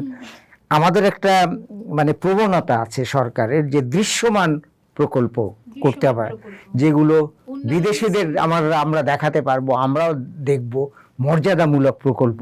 কিন্তু ওটার সত্যিকার অর্থে অর্থনৈতিক সুবিধা বা সুফল কতখানি সেটা যদি আমরা না দেখি তাহলে তো হবে না। এখন প্রকল্প করতে হবে যে যেটা সাদাত ভাইও বললেন যে মানুষের কল্যাণের জন্যে, এবং তাদেরকে সামনে রেখে প্রকল্প করতে হবে। এই জিনিসগুলো মনে হয় আমাদের পরিকল্পনার মধ্যে ঢুকতে হবে, যে আমি প্রকল্প করব 20 বছর মাথার মধ্যে রেখে এবং অঙ্ক করে। এটা কোনো স্বপ্নেরও ব্যাপার না, আমার উচ্ছ্বাসেরও ব্যাপার না, কিংবা এটা মানসিক কোনো ব্যাপার না, অঙ্ক করে এবং মানুষের প্রয়োজনটাকে মাথার মধ্যে রেখে, তাহলে পরে কিন্তু কথা বলে লোভ সামলাতে পারছি না। স্যারের এই 20 বছরের পরিকল্পনার কথাটা শুনে আমার একটা কথা মনে পড়লো, যে সাম্প্রতিককালে আমি আমার বিশ্ববিদ্যালয়, কেমব্রিজ বিশ্ববিদ্যালয়ে গেছিলাম। আমার হলের নাম ট্রিনিটি হল। তো তাদের 675 বছর পূর্তি হলো। সেখানে গিয়ে তারা আমাদের সামনে বললো যে আমাদের 25 বছর, আগামী 25 বছরের পরিকল্পনা হচ্ছে এটা, 50 বছরের এটা, 100 বছরের এটা। তো ঢাকা শহর তো শত শত বছর পুরনো একটা শহর। 2045 সালে আমরা পৃথিবীর সবচেয়ে বড় শহর হব। তাহলে আমাদের পরিকল্পনা তো শুধু এই স্যারের সঙ্গে 20 বছর তো হতেই হবে, তারপর আরো 50 বছর, 100 বছর হতে হবে। নাহলে আমরা কিভাবে শহরকে বাঁচাবো? মানে ঢাকা শহর অসুস্থ হলে কিন্তু দেশ আইসিইউতে চলে যাবে। তো সেই প্রেক্ষিতে আমাদেরকে মাথায় রেখে কাজটা সামনের দিকে আগাতে হবে। আপনার মুখের কথা কেড়ে না, দুঃখিত। আমি স্যারের একটা কথা থেকে বলি, ওই যে আমি বারবার বোধহয় একটা কথা অঙ্কের কথা বলছি, স্যারও যোগ করলেন অঙ্কে, কিন্তু সত্যি কথা বলতে কি এই অঙ্কটা থাকতে হবে যারা বোঝেন তাদের মধ্যে। জনসাধারণ অঙ্ক বললে কিন্তু ওনার জন্য বিপজ্জনক। উনি তো এটা উনি চান স্বপ্নের মানুষ, স্বপ্নের একটা জগৎ, এই শহর হবে স্বপ্নের জগৎ। কিন্তু ওই স্বপ্নটা যেমন ঢাকা শহর কি হওয়া উচিত, মনে করেন ঢাকা শহর 6 ঋতুর শহর হতে পারে কিনা, এটা একটা স্বপ্ন। ঢাকা শহর 6 ঋতুর হাঁটা পথের জলজ শহর, কারণ বৃষ্টি আসো নাই, এরকম একটা স্বপ্ন বানালাম আমরা। কিন্তু এই মানুষের কাছে 6 ঋতুর শহর, ভালো মজা লাগছে, ফুল ফুটবে গাছে, ফল হবে, জলের মধ্যে দিয়ে আমরা নৌকা নিয়ে যাব, এই যে স্বপ্নের মতো। কিন্তু এই স্বপ্নটা কিন্তু এসছে থেকে অনেকগুলা ম্যাথমেটিক্স করে করে করে করে করে করে আমরা সবাই একমত হলাম যে এই কারণে এই গাছ লাগালে স্বাস্থ্যের উন্নতি হবে, বাচ্চারা ফল পেরে খাবে উইদাউট এনি প্রিজারভেটিভ, না ও ফলটা ফ্রি খেতে পারবে, তাকে কিনে খেতে হবে না। অনেকগুলো ইমপ্লিকেশন আসছে যেটা মজার স্বপ্নের মতো, কিন্তু আসছে থেকে কতগুলো ম্যাথমেটিক্সের মধ্যে দিয়ে, সায়েন্টিফিক অ্যানালাইসিসের মধ্যে দিয়ে, ডেটা কালেকশনের মধ্যে দিয়ে এসে এখানে হাজির হয়েছি। ওইটুকু মানুষকে তুলে দিব। পলিটিশিয়ানরা এটা তুলে দিয়ে বলবেন আমি তোমার জন্য করেছি, এবার আমাকে ভোট দাও। কিন্তু এটার পিছনে কিন্তু অসংখ্য মানুষকে তারা গাধার খাটনি খাটিয়েছে। এই ভাই আপনারা খেটে খেটে করে দেন আমাকে, কিভাবে এখানে আসলেন, আমাকে করে দেন আপনি। আমরা তো সবাই বসে আছি দেশের জন্য কাজ করতে, কবে দিব, মারা গেলে দিব। এক্স্যাক্টলি। এবং আপনারা যেটা বলছেন যে অঙ্ক করতে হবে, কারণ আমার শহরটা আসলে একটা মেশিনের মতো, খুবই জটিল একটা মেশিন। তো ওটাকে যদি আমি একদম এফিশিয়েন্টলি অপারেট করাতে চাই তাহলে আমাকে অনেক অঙ্ক করতে হবে। আবার একই সাথে এখানে একটা হিউম্যান লেয়ার আছে, তাদেরকে আবার আমার স্বপ্নও দেখাতে হবে, তাদের লেয়ারে গিয়ে তাদের প্রতিদিনকার সুযোগ সুবিধা, আনন্দ, দুঃখ সব বুঝতে হবে। কিন্তু এখানে কোনো একটা জায়গায় বোধহয় আমাদের ওই যে লোভ, একটা ফ্লাইওভার বানালাম, ফ্লাইওভারের গায়ে আমার নাম থাকবে। এই লোভটা থেকে আমরা আসলে কিভাবে সরে আসব? গাড়ির কথা যেহেতু উঠলো, হংকংয়ে যেহেতু মাত্র 10.5% ডেভেলপেবল ল্যান্ড, হংকংয়ের ইকোনমিক ক্ষমতা আমাদের থেকে অনেক বেশি, অবশ্যই। তাই না? কিন্তু ওখানে কিন্তু নিয়ম আছে যে আপনি গাড়ি রেজিস্ট্রেশন করতে গেলে আপনি চাইলেই একটা ঢাউস প্রাডো কিনতে পারবেন না। আপনাকে ওদের রাস্তার নিয়ম অনুযায়ী কিছু গাড়ির মাপ বলা আছে। আপনি যতই ওয়েলদি হন না কেন, এর থেকে বড় সাইজের গাড়ি আপনি কিনতে পারবেন না, এবং পিক আওয়ারে আপনাকে অবশ্যই ওই গাড়িতে 5 জন মানুষ থাকতে হবে, মানে শেয়ার্ড রাইড হতে হবে। তো এই যে বিষয়গুলো, এগুলো কি আসলে ওই লোভের জায়গাটা থেকে নিজেদেরকে সরিয়ে নিয়ে এসে, যেটা আপনি বলছেন যে জনগণের উন্নয়ন, ওই জায়গাটা থেকে আমরা আসলে নিতে পারবো? বা আমাদের ইশতেহারগুলো, নির্বাচনে অংশগ্রহণকারী দলগুলো, তারা কি আসলে এই ইশতেহার কি সেটার কোনোভাবে প্রতিফলিত করছে বলে আপনার মনে হচ্ছে? না, ইশতেহারগুলো তো খুব সুন্দর, মানে আমি এই পর্যন্ত ইশতেহার ছাড়া আমাদের আসলে আর জি, মানে আলোচনা করার কোনো বিষয় এই নেই। ইশতেহারগুলো মনে করি খুব ভালো। যেমন আমি মোটামুটি ইশতেহারগুলো প্রত্যেকটাই পড়ে দেখেছি। জি, আমার মনে হয়েছে যে সবচেয়ে বড় দল যারা বিএনপির ইশতেহারে ভূমিকম্পের বিষয়টা নাই, এটা আমাদের ওনাদের ইশতেহারে দুর্যোগকালীন এটা আবার জামাতের একটা আছে। ইশতেহারে আছে। তো আমার এটা যেমন একটা, বাট সেটা যদি আপনি বাদ দেন, বিএনপির বা ইশতেহার সুন্দর ইশতেহার, নিশ্চয়ই। কিন্তু এটা বাস্তবায়নটা হচ্ছে আসল কথা। যে সুন্দর, আমরা we are very happy with the manifesto that they have given, কিন্তু এটা যেমন ধরেন কথার কথা বলি যে ঢাকা শহরে আমরা যারা আছি তারা, আমরা যদি আজকে যদি আমরা কানাডাতে থাকতাম বা পৃথিবীর অন্য কোনো দেশে থাকতাম, তার থেকে আমরা 7 বছর কম বাঁচবো, কারণ ঢাকার বাতাস এত দূষিত। এতটা দূষিত। তো এই দূষিত কেন? কারণ আমাদের যানবাহনগুলো এত খারাপ, প্রতিটা কালো ধোঁয়া বের করছে। এই কালো ধোঁয়া বের করছে কিভাবে বের হচ্ছে? বিআরটি থেকে আপনি যাচ্ছেন, এখন পর্যন্ত কেউ কি বলতে পারবে যে বিআরটিতে গিয়ে কেউ গাড়ি মানে সার্টিফিকেশন না নিয়ে এসছে? এটা আপনার রেট, আপনি কত টাকা ঘুষ দেবেন সেটার উপর নির্ভর করে। সুতরাং আপনি যখন এই কাজগুলো করতে চাবেন, ইমপ্লিমেন্টেশন যখন হতে হবে, স্যারের ওই কথাটাই যে করাপশনটা নিয়ে আপনি কি করছেন, কিভাবে আপনি পুরো জিনিসটাকে ম্যানেজ করছেন। ইশতেহারটা আছে, আমরা খুশি ইশতেহারগুলো নিয়ে, এখন এটা বাস্তবায়নের বিষয়টা। করাপশন নিয়ে আমি বলি আপনাকে, খুব ইন্টারেস্টিং দেখবেন যে আমাদের সোসাইটি আর ইউরোপিয়ান সোসাইটি বা উন্নত দেশে দুটো আলাদা সিস্টেমে রান করে। ওরা রান করে সিস্টেমে, বেসড অন সিস্টেম তাদের সোসাইটি রান করে, আর আমরা রান করি জাজমেন্টে। ও আমার পরিচিত, ওর 2 কাপ চা দাও। এটা অ্যাডও আছে বোধহয় কোনো একটা টেলিফোনের, মানে কিছু একটা আছে মোবাইল ফোনে, যে আমার আত্মীয়র একটু বেশি দিলাম। এটা কিন্তু রিফ্লেক্টস আওয়ার সোসাইটি। আমরা তো জাজমেন্টে কাজ করি যে উনি আমার আপন লোক, আরে উনি তো পাওয়ারফুল লিডার, উনারে আগে নিয়ে আসো। কিসের লাইন? এই যে লাইন ব্রেক করলাম, সিস্টেম ব্রেক। ইউরোপে কিন্তু আপনি যেই হন, সিঙ্গাপুরে তো প্রধানমন্ত্রীও আমাদের পাশে টেবিলে বসে খায়, তাই না? ওর কিন্তু কোনো সিকিউরিটি অলমোস্ট থাকেই না আপনার। তো এটা কিন্তু সিস্টেমের ব্যাপার। তা আমাদের করাপশন উতরাতে হলে আপনাকে সিস্টেমে যেতে হবে। আপনি যদি জাজমেন্টে যান, করাপশন থেকে বেরোতে পারবেন না।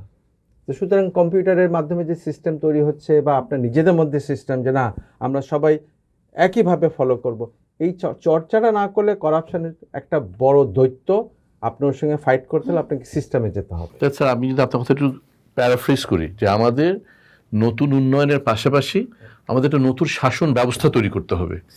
আমরা যদি নতুন শাসন ব্যবস্থাটা করতে পারি, তাহলে সেই উন্নয়নটা টেকসই হবে। একদম সাস্টেনেবিলিটি। আমরা এখানে আমরা তো ইশতেহারের অনেকগুলো দিক নিয়ে আলোচনা করলাম। এখন যদি আবার মানুষের জীবনের দিকে তাকাই, আমি যখন ঢাকা শহরে থাকি, আমার আসলে মানে ন্যূনতম চাওয়া পাওয়া, এমনকি আমার মতো বিশ্ববিদ্যালয়ের শিক্ষিকারও খুব বেসিক কতগুলো চাওয়া পাওয়া। একটা স্টেবল ইনকাম থাকবে, একটা নিরাপদ নেইবারহুড থাকবে, এলাকায় আমি থাকবো, আমার একটা অ্যাফোর্ডেবল হাউজিং থাকবে। অ্যাফোর্ডেবল হাউজিং মানেই কিন্তু গরিব মানুষের ঘরবাড়ি না, প্রত্যেকের অ্যাফোর্ডেবিলিটি অনুযায়ী সে ঘরবাড়ি পাচ্ছে কিনা। আমার একটু সবুজ মাঠ থাকবে, আর আমার বাচ্চাটা খুব নিরাপদে একটা মোটামুটি ভালো স্কুলে যেতে পারবে। এই হচ্ছে আমাদের চাওয়া পাওয়া। তো এই কিছুদিন আগে 1 ফেব্রুয়ারিতে বিজনেস স্ট্যান্ডার্ডে একটা আর্টিকেল এসছে। আর্টিকেলটা খুবই অ্যালার্মিং। সেটা হচ্ছে যে 2000 সালে একজন মিড লেভেল প্রফেশনাল তার 5-7 বছরের উপার্জন দিয়ে সেখান থেকে টাকা জমিয়ে সে একটা ফ্ল্যাট ওন করতে পারত। যেটা এখন দাঁড়িয়েছে 2025-এ এসে সে 25 থেকে 30 বছরেও সেটা পাচ্ছে না। শুধুমাত্র যাদের পৈতৃক সম্পত্তি আছে তারা ছাড়া। তো এখানে আমরা প্রতিটা ম্যানিফেস্টোতে কিন্তু সাশ্রয়ী আবাসনের কথা দেখছি, কিন্তু আমাদের এখানে যে ল্যান্ড মার্কেটের যে একটা বিশাল বড় একটা ইকোসিস্টেম এবং সিন্ডিকেট আছে, হ্যাঁ, যে সিন্ডিকেটের কারণেই কিন্তু আপনার মনে আছে কিনা ঢাকা থেকে বলছি প্রথম আমার কন্টেন্টটাই ছিল এটা নিয়ে যে এই ল্যান্ড মার্কেটের সিন্ডিকেটের কারণেই আমরা খাল বিল জলাশয় কিচ্ছু বাঁচাতে পারছি না। কারণ যতক্ষণ পর্যন্ত আমার land market is the most lucrative investment field, যেখানে আমি ট্যাক্স ইভেড করে আমি একটা জমি কিনে বছরকে বছর ফেলে রাখতে পারি, বা আমি রিয়েল এস্টেটে ইনভেস্ট করতে পারি, আমার কালো টাকা সাদা করতে পারি, ততদিন পর্যন্ত ল্যান্ড মার্কেটের ওই ডিমান্ডটা থাকবেই, সাপ্লাইটা থাকবে, এবং সাপ্লাই আসতে থাকলে আমার জলাশয় টলাশয় কিছুই থাকবে না। তো এই যে ল্যান্ড মার্কেটের যে বিষয়টা, সিন্ডিকেটের যে বিষয়টা, এটা নিয়ে কোথাও কোনো একটা দলের ইশতেহারে ভূমি ব্যবস্থাপনা নিয়ে সামান্য কিছু বলা আছে, এছাড়া এই ল্যান্ড মার্কেট নিয়ে কোনো গল্প নেই। তো আপনাদের কি মনে হয় যে এই ল্যান্ড মার্কেটে হাত না দিলে অন্য বিষয়গুলো নিয়ে আমরা এগোতে পারবো? আমি একটু রেসপন্ড করি এটা, যেহেতু এই বিষয়গুলো আমি জড়িত থাকি, মানে এই লাইনের লোক আমরা। তো এইটা শুধু সিন্ডিকেট কিন্তু শুধু প্রাইভেট লেভেলে না, এটা গভর্নমেন্ট লেভেলও হচ্ছে। ফর এক্সাম্পল রাজুক এই যে ইনভেস্টমেন্ট করেছে পূর্বাচলে, অলমোস্ট আমার মনে হয় ওটা 4000 একর জায়গা বা 4500 একর জায়গার মতো একটা জায়গা, হ্যাঁ, কত 30-40 বছর বোধ হয়ে গেছে এটা ইনভেস্ট। এই যে হাজার হাজার কোটি টাকা ইনভেস্ট করে ডেভেলপ করা হয়েছে, এটা কি উপকার আসছে জনগণের, এবং আস্তে আস্তে এই উপকার আস্তে আস্তে অ্যানাদার 50 ইয়ার যাবে। তা আপনি 100 বছর ধরে কয়েক হাজার কোটি টাকা ইনভেস্ট করে বসে আছেন, এবং যারা সাশ্রয়ী হাউজিংয়ের জন্য একটা ইয়াং মানুষ তার জীবন পার হয়ে যাচ্ছে 25 বছর, ওখানে ল্যান্ড পড়ে আছে হাজার হাজার কোটি, ওই টাকা দিয়ে তো একটা বিরাট জনসংখ্যাকে আপনি এমনি হাউজিং করে দিতে পারতেন। সিঙ্গাপুর তো কোনো জমি ডেভেলপ করে দিয়ে দেয় না, অ্যাবসলিউটলি কোনো ইউরোপে জমি ডেভেলপ করে কাউকে কিছু দেওয়া হয় না। ওরা সুন্দর অ্যাপার্টমেন্ট বানায়, সিঙ্গাপুরে সরকারি অ্যাপার্টমেন্ট হয় না, এবং প্রত্যেকেই অ্যাপার্টমেন্ট, অধিকাংশ আমার মনে হয় হাউজিং ডেভেলপমেন্ট করতে অধিকাংশ অ্যাপার্টমেন্ট তারা ওরাই মানুষই পায়, এবং ওরা সাবসিডাইজ রেটে ওদের সিটিজেন এবং ওর বেতন থেকে সেটা আপনার অ্যাডজাস্ট হতে থাকে, সে পেয়ে যায় আপনার। এই যে একটা অদ্ভুত 1000 বছর আগের 500 বছর আগের যে আইডিয়া নিয়ে আমরা এখনো চলছি, কি কোনোভাবেই তো এটা সম্ভব না সলভ করা। আর এটা করতে কি হয়েছে কি, এই যে করাপশনের কারণে এখন রাজুক বাড়ি বানাক বিক্রি হবে না, অলরেডি তারা উত্তরায় বানিয়েছে, কয়টা বিক্রি হয়েছে, ওই বিশ্বাসযোগ্যতা। তো আপনি এই যে হার্ভার্ড ইউনিভার্সিটি, হ্যাঁ, এটা কি কোনো সরকারি ইউনিভার্সিটি? মোটেও না, এটা কমপ্লিটলি বেসরকারি, অন্যের টাকায় চলে। কিন্তু তার 100 বছরের, যদি কেমব্রিজ বলি 1200 শতাব্দীতে হয়েছে, তার 800-900 বছরের ইতিহাস রয়েছে বিশ্বস্ততার, বিশ্বাসযোগ্যতার। এই বিশ্বাসযোগ্যতা বানাতেও তো 50-60-100 বছর লাগে। তা আমরা যদি আজকেও শুরু করি করাপশন দূর করে বিশ্বাসযোগ্য একটা সোসাইটি তৈরি করতে, আমাদের অন্ততপক্ষে আরও 50 থেকে 100 বছর সময় লাগবে। তো এই স্ট্রাগল শুরু করতে হবে না, শুরুই করলাম না তো কোথায় যাব আমরা? কাজেই আমার মনে হয় এই জায়গাগুলোর উত্তর একটাই, করাপশন মুক্ত হতে হবে, এবং তার জন্য আপনাকে কিন্তু সিস্টেম বেসড সোসাইটিটা জাজমেন্ট বেসড চলবে না। Then you can go slowly into the implications of your আপনার ইস্তেহার, ওখানে যেতে পারবেন আপনি। দেন শুরু হবে ঘটনা, তার আগে কোনো ঘটনা নেই। এখানে যেটা হচ্ছে যে এবার বিএনপির 40 এবং 41 ধারার ইশতেহারে ওনারা বলেছেন ভূমি ব্যবস্থাপনার কথা, যে জমি কেনা বেচায় দুর্নীতি কমাতে ভূমি ব্যাংক প্রতিষ্ঠা করা হবে ডিজিটাল পোর্টালের মাধ্যমে বলেছেন। এটা মজার জিনিস, একটা শুনে ভালো লাগছে যে কেউ এটা নিয়ে চিন্তা করছে। সমস্যা হচ্ছে যে এখানে আপনার ঢাকা শহর 80 বর্গ কিলোমিটারের একটা শহর, মানে পৃথিবীর যে কোনো শহরে তো আপনার আশেপাশে স্যাটেলাইট সিটিজ করতে হবে, সেটার সঙ্গে আপনার পরিবহন ব্যবস্থা থাকতে হবে, যে আমি ঢাকা শহরের মধ্যে আমি একটা ফ্লাইওভার দিয়ে বা একটা ট্রেনে করে আমি 1 ঘন্টার মধ্যে শহরে চলে আসতে পারবো, কাজ শেষ করে আমি আবার 1 ঘন্টার মধ্যে ফেরত চলে যেতে পারবো। সেটা তো আমরা শহর তো বাড়াচ্ছি না। আপনি দেখেন যে আপনার শহর কিন্তু একেবারে বাড়ছে না। আপনি যখন শুরুতে যেটা বললেন যে বুড়িগঙ্গার দুপারে কি অপূর্ব ঢাকা শহর, যেটাকে কি অপূর্বভাবে আমাদের শহরটা গড়ে উঠতে পারত, শহরটা কিন্তু বাড়েনি। ঠিক এই একই জায়গায় জিনিসটা চলছে। আমার আপনার ভাষায় শহরটা ডুমস। আমার ভাষাতে একদম ডুমড, ইটস এ ডুম সিটি। আমরা যদি এটা নিয়ে যদি কিছু কাজ না করি, মানে কিছুদিন আগে বছর 15 আগে আমার ক্লায়েন্ট সিমেন্স, তারা একটা জমি কিনবে বলে এখানে আসলো। তারা বললো যে ঠিক আছে, নেক্সট গুলশান কোনটা, আমরা সেখানে গিয়ে জমি কিনবো, সো দ্যাট আমরা সস্তায় জমি কিনতে পারি। তো তারা ইউরোপ থেকে তাদের এক্সপার্ট আসলো, ঘুরে ফিরে বললো যে না, নেক্সট গুলশান তো আমরা দেখতে পাচ্ছি না। কারণ আমাদের শহরটা কিভাবে বাড়বে, আমাদের ঢাকা শহরের পলিসিটা কি, আমাদের কোনো policy, there is no Dhaka policy যে আমাদের শহরটা আমরা 80 বর্গ কিলোমিটার শহরটাকে আমরা আগামী 10 বছরের মধ্যে 160 কিলোমিটারের করবো। This is our policy, there is no policy. সুতরাং একটা মানুষের জন্য, যে বিশ্বব্যাংক বলছে যে একটা মানুষের বাড়ি বানাতে গেলে 5 থেকে 7 বছরের রোজগার দিয়ে একটা মানুষের বাড়ি বানানোতে হবে, হতে পারা উচিত। হ্যাঁ, আমরা ঢাকা শহরে মিনিমাম 15 বছরের ইনকাম ছাড়া একটা মানুষ বাড়ি বানাতে এখন পারে। সেটা বলছে 20 থেকে 25 বছর চলে গেছে। আমরা আমাদের জনগোষ্ঠীর ক্রয় ক্ষমতার বাইরে আমাদের ফ্ল্যাটগুলোকে নিয়ে যাচ্ছি। পৃথিবীর যে কোনো দেশে এটা কিন্তু একটা আলোচনার বিষয়। স্যার জানেন না, স্যার আপনি ডেভেলপমেন্ট ইকোনমিক্সে, আমরা যেমন ইংল্যান্ডে গেলে, স্যার আপনি সব ইংল্যান্ডে থাকেন, স্যার সব বলছে যে young people can't buy houses anymore. তো সেই ক্ষেত্রে আমাদের সেই আলোচনাটা কোথায়, যে আমরা একটা গরিব মানুষ, সে একটা ছোট চাকরি করে, তার জন্য যে তাদের ফ্ল্যাট কিনবে, তার জন্য আমাদের কি বুদ্ধি, মধ্যবিত্ত তার জন্য ফ্ল্যাট কিনবে কি বুদ্ধি, উচ্চবিত্তরা তাদের মধ্যে ব্যবস্থা করে নেবে, তাদের জন্য খুব বেশি চিন্তা ভাবনা করার প্রয়োজন নেই। কিন্তু যারা মধ্যবিত্ত এবং নিম্নবিত্ত, নিম্ন মধ্যবিত্ত, উচ্চ মধ্যবিত্ত, তাদের জন্য কোথায়, তাদের জন্য একটা সামগ্রিকভাবে যে একটা পরিকল্পনার প্রয়োজন, যে সমন্বিত পরিকল্পনার প্রয়োজন, সেটা কিন্তু নাই। সেটা আলোচনায় আসতে হবে। আজকের ইশতেহারগুলো রাজনৈতিক দলের একটা শুরু।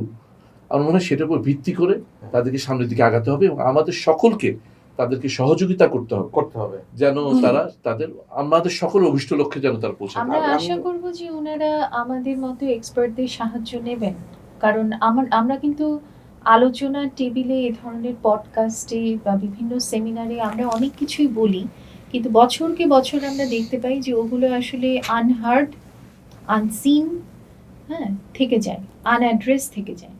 তো হ্যাঁ, আমি একটা জিনিস অ্যাড করতে চাই, কারণ সারা পৃথিবী ঘুরে আসলেও মনে করেন যে একটা শিখে আসলেন, এটা ওয়ার্ক করবে না। কারণ মানে এই শহর কেন্দ্রিক যে ঘটনাগুলো সারা বিশ্বে, লোক সংখ্যা যদি চিন্তা পার স্কোয়ার কিলোমিটারে, পৃথিবীর কোথাও আপনি পাবেন না যে 1 লক্ষ লোক পার স্কোয়ার কিলোমিটার থাকেন, 75,000 লোক থাকে। ঢাকায় অনেক জায়গা আছে আপনার, হ্যাঁ, এবং মিনিমাম যেখানে ঢাকা ওভারঅল ঢাকা ধরা হচ্ছে একদম লার্জ স্কেলে মেট্রোপলিস, সেখানেও কিন্তু আপনার প্রায় 47-48,000, 40,000 লোক পার স্কোয়ার কিলোমিটার। এটা আপনি কোথাও পাবেন, পৃথিবীর কোনো প্রান্তেই আপনি পাবেন না। সবচেয়ে ঘনবসতি হলো 5,000-6,000 পাবেন হয়তো আপনি। সুতরাং অন্য কোথা থেকে শিখে এসে শহর কিভাবে নির্মাণ করতে হবে, এই যদি মাথায় কারো থাকে তাহলে মুশকিল হতে পারে। আপনাকে আপনার ইনোভেশনে যেতে হবে, ইনভেনশনে যেতে হবে, নতুন চিন্তা করে আগাতে হবে। এটা একান্তই বাংলাদেশি হবে, and this is probably the best opportunity for anyone in this country, politician and all other people, to create something for the whole world, to know যে এইভাবে এরকম সমস্যার সমাধান করতে হয়। যদি তোমার প্রবলেম হয়, তুমি এখান থেকে শিখে নাও। সেই অপরচুনিটি কোথায় পাবেন আপনি? আমি বেশি কথা বলছি, তাও আরেকটা কথা বলে লোভ সামলাতে পারছি না। সেটা হলো ওনাদেরকে যেমন আমাদেরকে যেমন ওনাদের ডাকতে হবে, ওই রাজনীতিবিদদেরকেও কিন্তু আমাদের ডাকতে হবে। দেখেন এখানে আমরা বসে আছি, কিন্তু কোনো রাজনীতিবিদ কিন্তু নাই। আমরা ধরে নিচ্ছি যে ওনারা আমাদের থেকে ডিফারেন্ট একটা ক্লাস, ওনারা ক্ষমতাসীন একটা ক্লাস, আমরা নিচে বসে ওনাদের অ্যাডভাইস করবো। কিন্তু ওনাদেরকেও আমার মনে হয় যাতে আলোচনায় সম্পৃক্ত করা খুব জরুরি দরকার। এটা কিন্তু খুব বেশি প্রয়োজনীয়। বাংলাদেশে একটা সময় ছিল যখন রাজনীতিবিদেরা আর যারা মানে পেশাজীবী এবং যারা বিষয়গুলো জানতেন, তাদের মধ্যে কিন্তু নিয়মিত একটা সংলাপ হতো এবং এটা বাংলাদেশের ঐতিহ্য। তো এখন 60-এর দশকেও আমরা দেখেছি, 70-এর দশকেও দেখেছি যখন পরিকল্পনা হয়। তারপরে ক্রমান্বয়ে রাজনীতিবিদেরা মনে করলেন, এবং যেটা সত্যিকার অর্থে বলতে আমাদেরও জাতীয় চরিত্র, যে আমরা সবই জানি এবং কারো কাছ থেকে আমাদের আর শেখার দরকার, হ্যাঁ কাজ হবে, আমরা সবই জানি, মূলত সমস্যাটা হচ্ছে অর্থের, ওইটার একটা ব্যবস্থা করলেই হবে। যে ভূমি নিয়ে যে কথাটা হলো, আমাদের একটা গবেষণায় দেখেছি যে ভূমি হচ্ছে একমাত্র বিনিয়োগ যেটা থেকে কখনোই আপনার ক্ষতি হবে না। কোনো ক্ষতি হবে কোনো ক্ষতি হবে না। আপনি টাকা রাখলে টাকা মার যেতে পারে, অন্যভাবে ক্ষতি হতে পারে। এটা প্রতি বছর একেবারে প্রকৃত প্রস্তাবে 16 থেকে 18% এটার মূল্য বেড়ে যায়। কিন্তু তার তুলনায় আমরা যে ট্যাক্সটা দিই হ্যাঁ, ভূমি কর সেটার সেটা কিন্তু নামমাত্র, একদম একদম একদম নামমাত্র মূল্যে আমরা একটা ট্যাক্স একদম। এবং এই ভূমি ব্যবস্থাপনা যদিও আমরা নগরের প্রেক্ষিতে আলোচনাটা করছি, কিন্তু নগর থেকে বেরুলে পরেও দেখা যাবে যে বিভিন্ন প্রকল্পে, মর্যাদামূলক প্রকল্পে, দৃশ্যমান প্রকল্পের জন্য বাংলাদেশের প্রতি শহর মানে প্রতি গ্রামে প্রচুর কৃষি জমি কিন্তু নষ্ট হয়েছে, বা যেটাকে আমরা বলে থাকি যে উপজেলা পর্যায়ে কিন্তু প্রতি জায়গায় নষ্ট হয়েছে।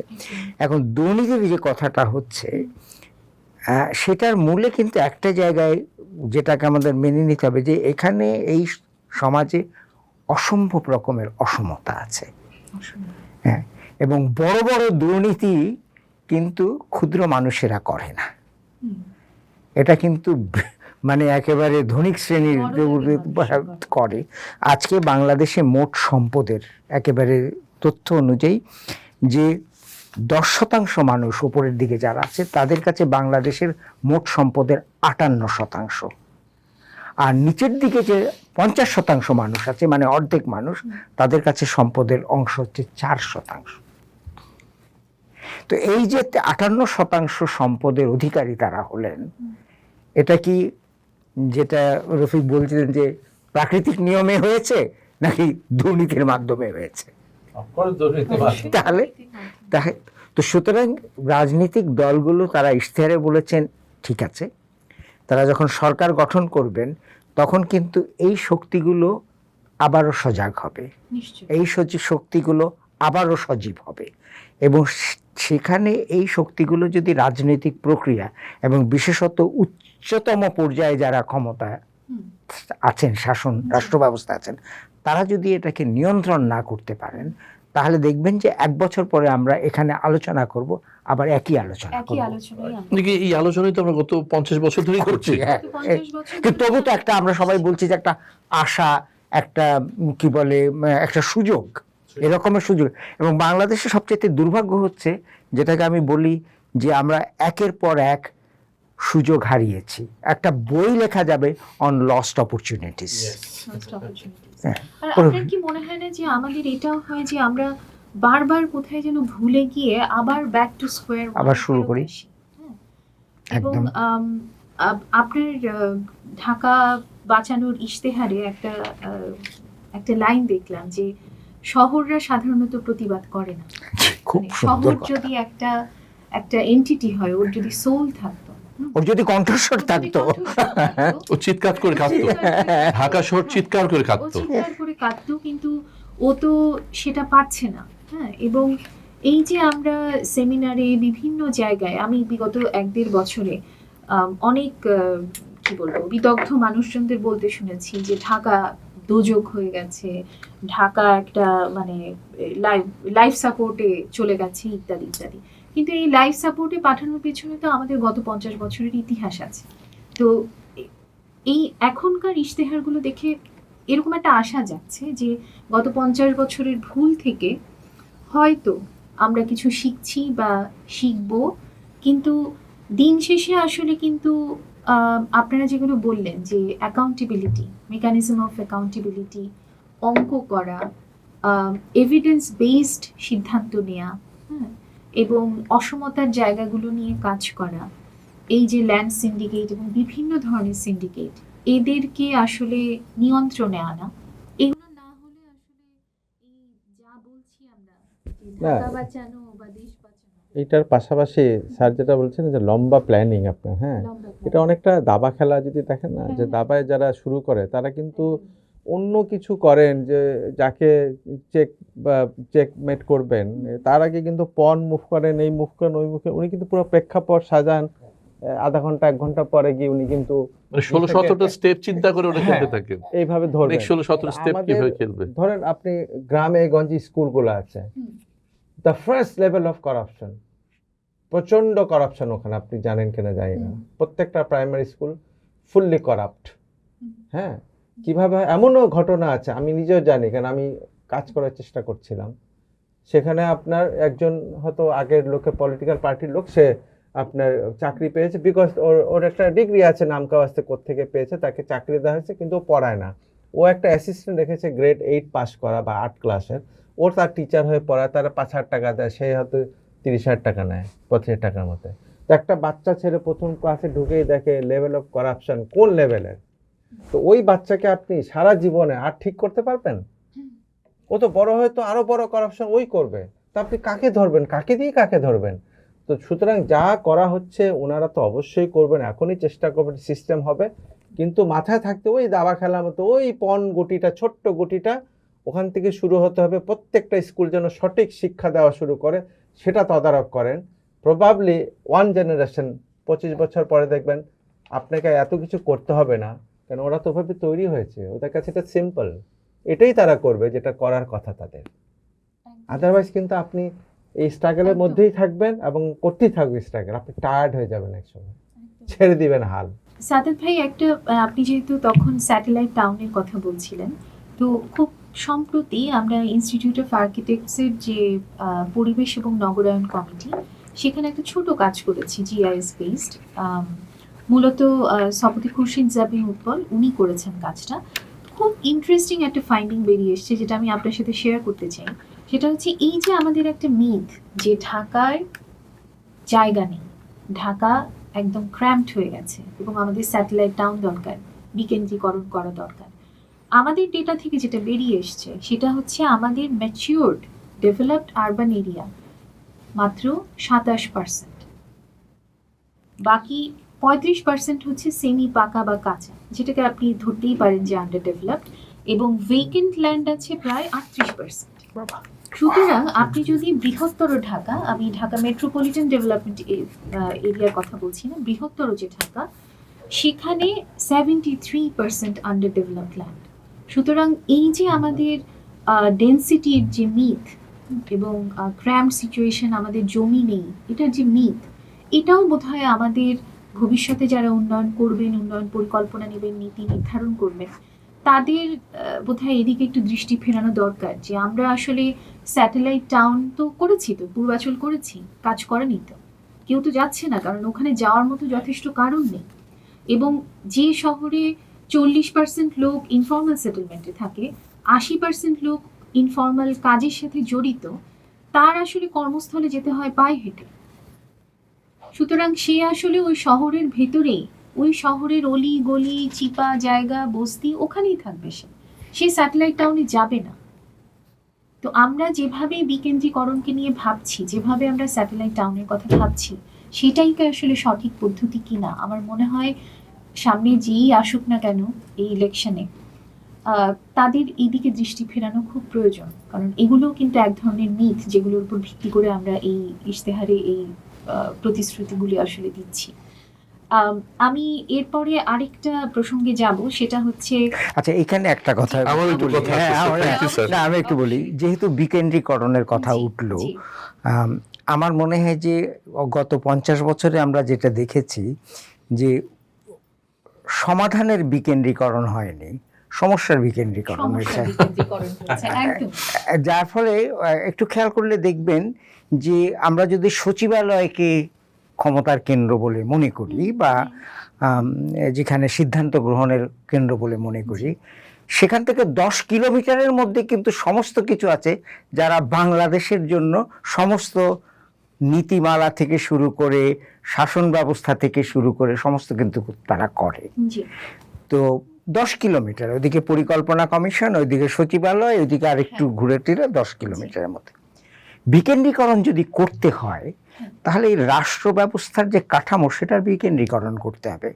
এখন আমরা শুনছি কোথাও কোথাও শুনছি যে আমরা উত্তরবঙ্গকে কৃষি রাজধানী করে ফেলবো, আমরা চট্টগ্রামকে কি বলে বাণিজ্যের রাজধানী করে ফেলবো।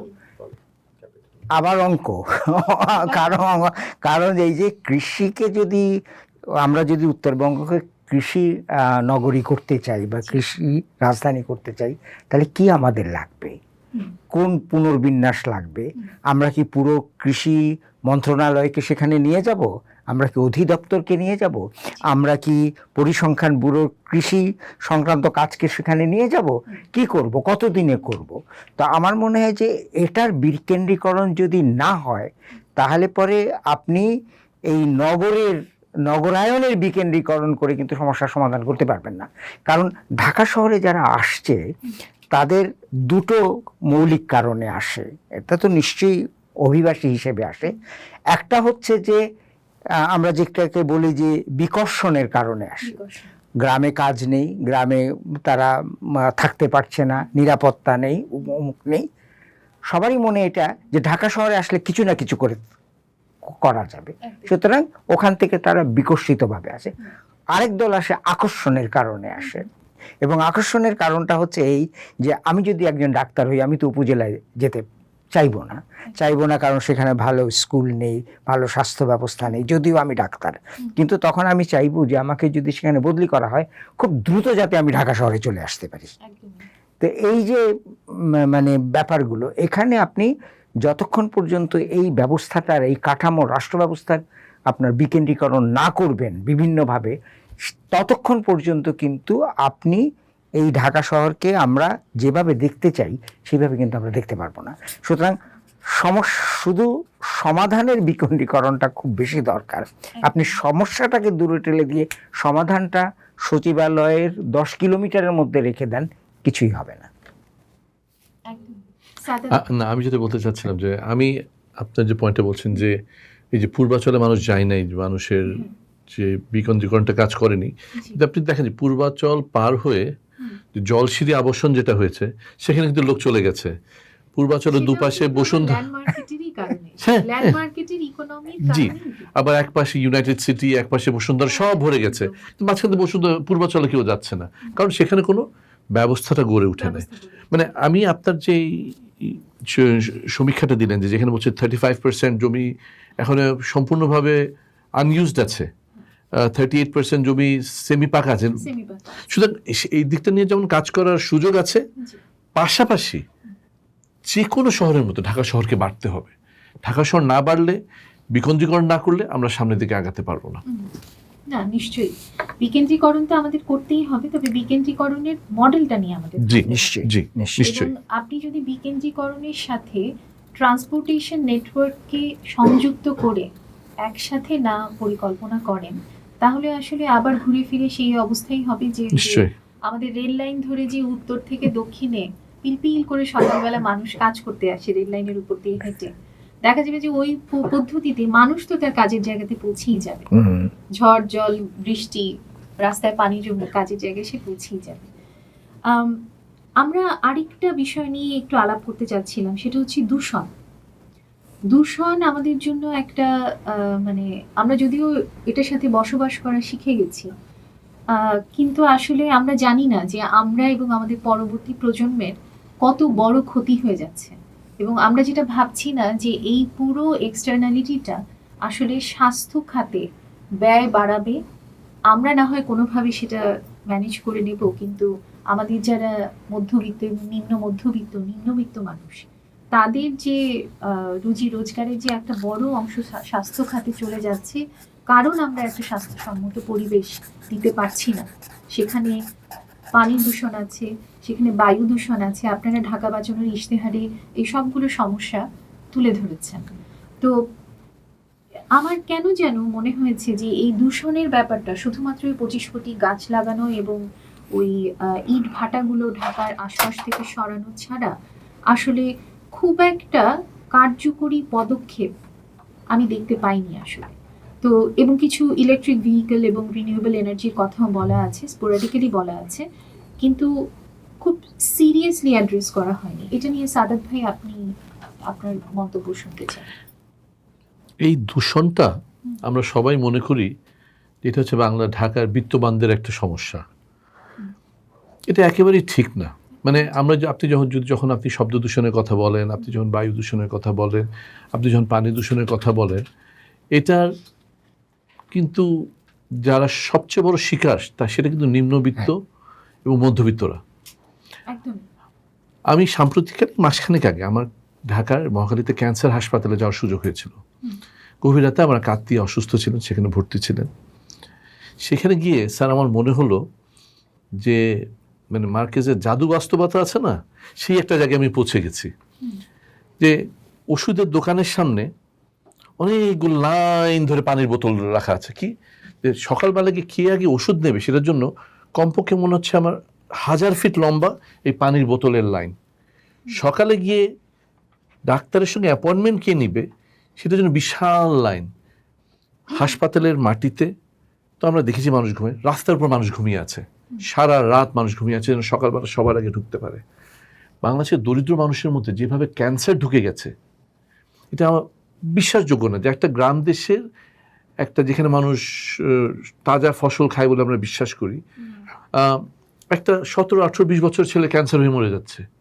আমরা আমাদের টোটাল ইকোসিস্টেমটাকে নষ্ট করে ফেলেছি এই দূষণের কারণে। কৃষকদের মধ্যে ক্যান্সারের হার সবচেয়ে বেশি।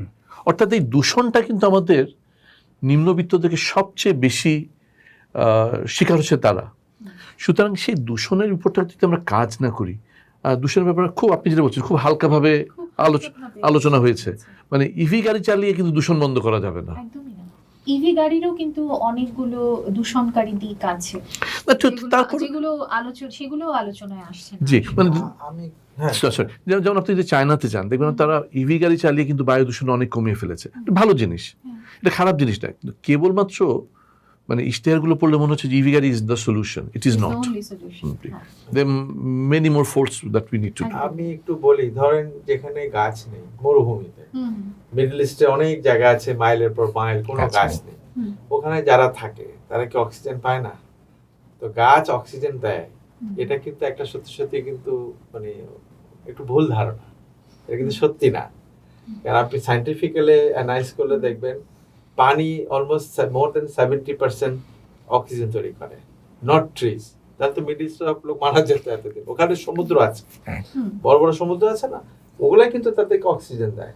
তো আমাদের ঢাকার চারপাশে যদি আপনি দেখেন সব নদী যদি কলুষিত হয়ে থাকে, তাহলে তো সবচেয়ে বেশি অক্সিজেন দেওয়ার কথা ছিল, মোর দেন 70%, সেটা সে ব্যর্থ হয়েছে, বিকজ ওই পানি তো পলিউট হয়ে গেছে। তো বাকি থাকে গাছ যে নাকি 20-25% অক্সিজেন দেয়, তার জন্য তো লোড হয়ে যাচ্ছে এটা আপনাকে অক্সিজেন দেওয়া। তো ফলে আপনার বায়ু যে পরিশুদ্ধ করা, অক্সিজেন দিয়েই তো অনেকখানি করা যায় পরিশুদ্ধ। অক্সিজেন পরিমাণ বাড়লে আর অন্যদিকে লিড টিড কমাতে পারলে আপনার একটা ব্যালেন্স তৈরি হয়। তো সেখানে কিন্তু পানি অফ, গাছ একা পেরে উঠছে না, ফলে আপনি যে নিঃশ্বাস ছাড়ছেন সেটা শুদ্ধ হয়ে আসছে না আপনার কাছে, ফলে ক্যান্সার হওয়ার সম্ভাবনা বেড়েই যাচ্ছে আপনার শরীরে। নানান রোগ, শুধু ক্যান্সার না, নানান রোগ হবে। তো এইভাবে কিন্তু আপনার যদি খুব ক্লোজলি দেখেন প্রবলেমগুলো কিন্তু ওইভাবে দেখতে হবে আসলে। আর আমার মনে হয় যে আমার মনে হয় যে এই যে পরিবেশ দূষণ নিয়ে আমরা কথা বলি, পরিবেশবিদেরা কথা বলেন, ইশতেহারেও আছে, আসলে পরিবেশ দূষণ তো পরিবেশের সমস্যা নয়, এটা একটা উন্নয়ন সমস্যা। এটা একটা উন্নয়ন সমস্যা। উন্নয়ন সমস্যা। এই যে আমরা শুনলাম যে কিভাবে এটা রোগের বিস্তার করতে পারে, পরিবেশের কারণে কৃষকের উৎপাদনশীলতা কমে যাবে, জমির উৎপাদনশীলতা কমে যাবে, জলবায়ু পরিবর্তনের কারণে কৃষকের আয় কমে যাবে।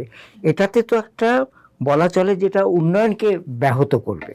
সুতরাং এটাকে যদি আমি খুব ক্ষুদ্র দৃষ্টিকোণ থেকে শুধু পরিবেশের সমস্যা দেখি এবং দূষণকে কি করে কমানো যায় পরিবেশগত দিক থেকে সেটা যদি দেখি, তাহলে তো হবে না। এটা হচ্ছে একটা উন্নয়নের একটা বড় সমস্যা। সুতরাং এটা উন্নয়নের প্রেক্ষিতেই আমাদেরকে দেখতে হবে, সেটা স্বাস্থ্য খাতে কী ধরনের নেতিবাচক প্রভাব ফেলছে, আমাদের আয়ের ক্ষেত্রে নেতিবাচক প্রভাব ফেলছে, এবং সবচেয়ে বড় কথা হচ্ছে যে পরিবেশ দূষণের ফলে উন্নয়নের দিক থেকেই আগামী প্রজন্মের উপরে এটার একটা বিরাট একটা অভিঘাত পড়বে।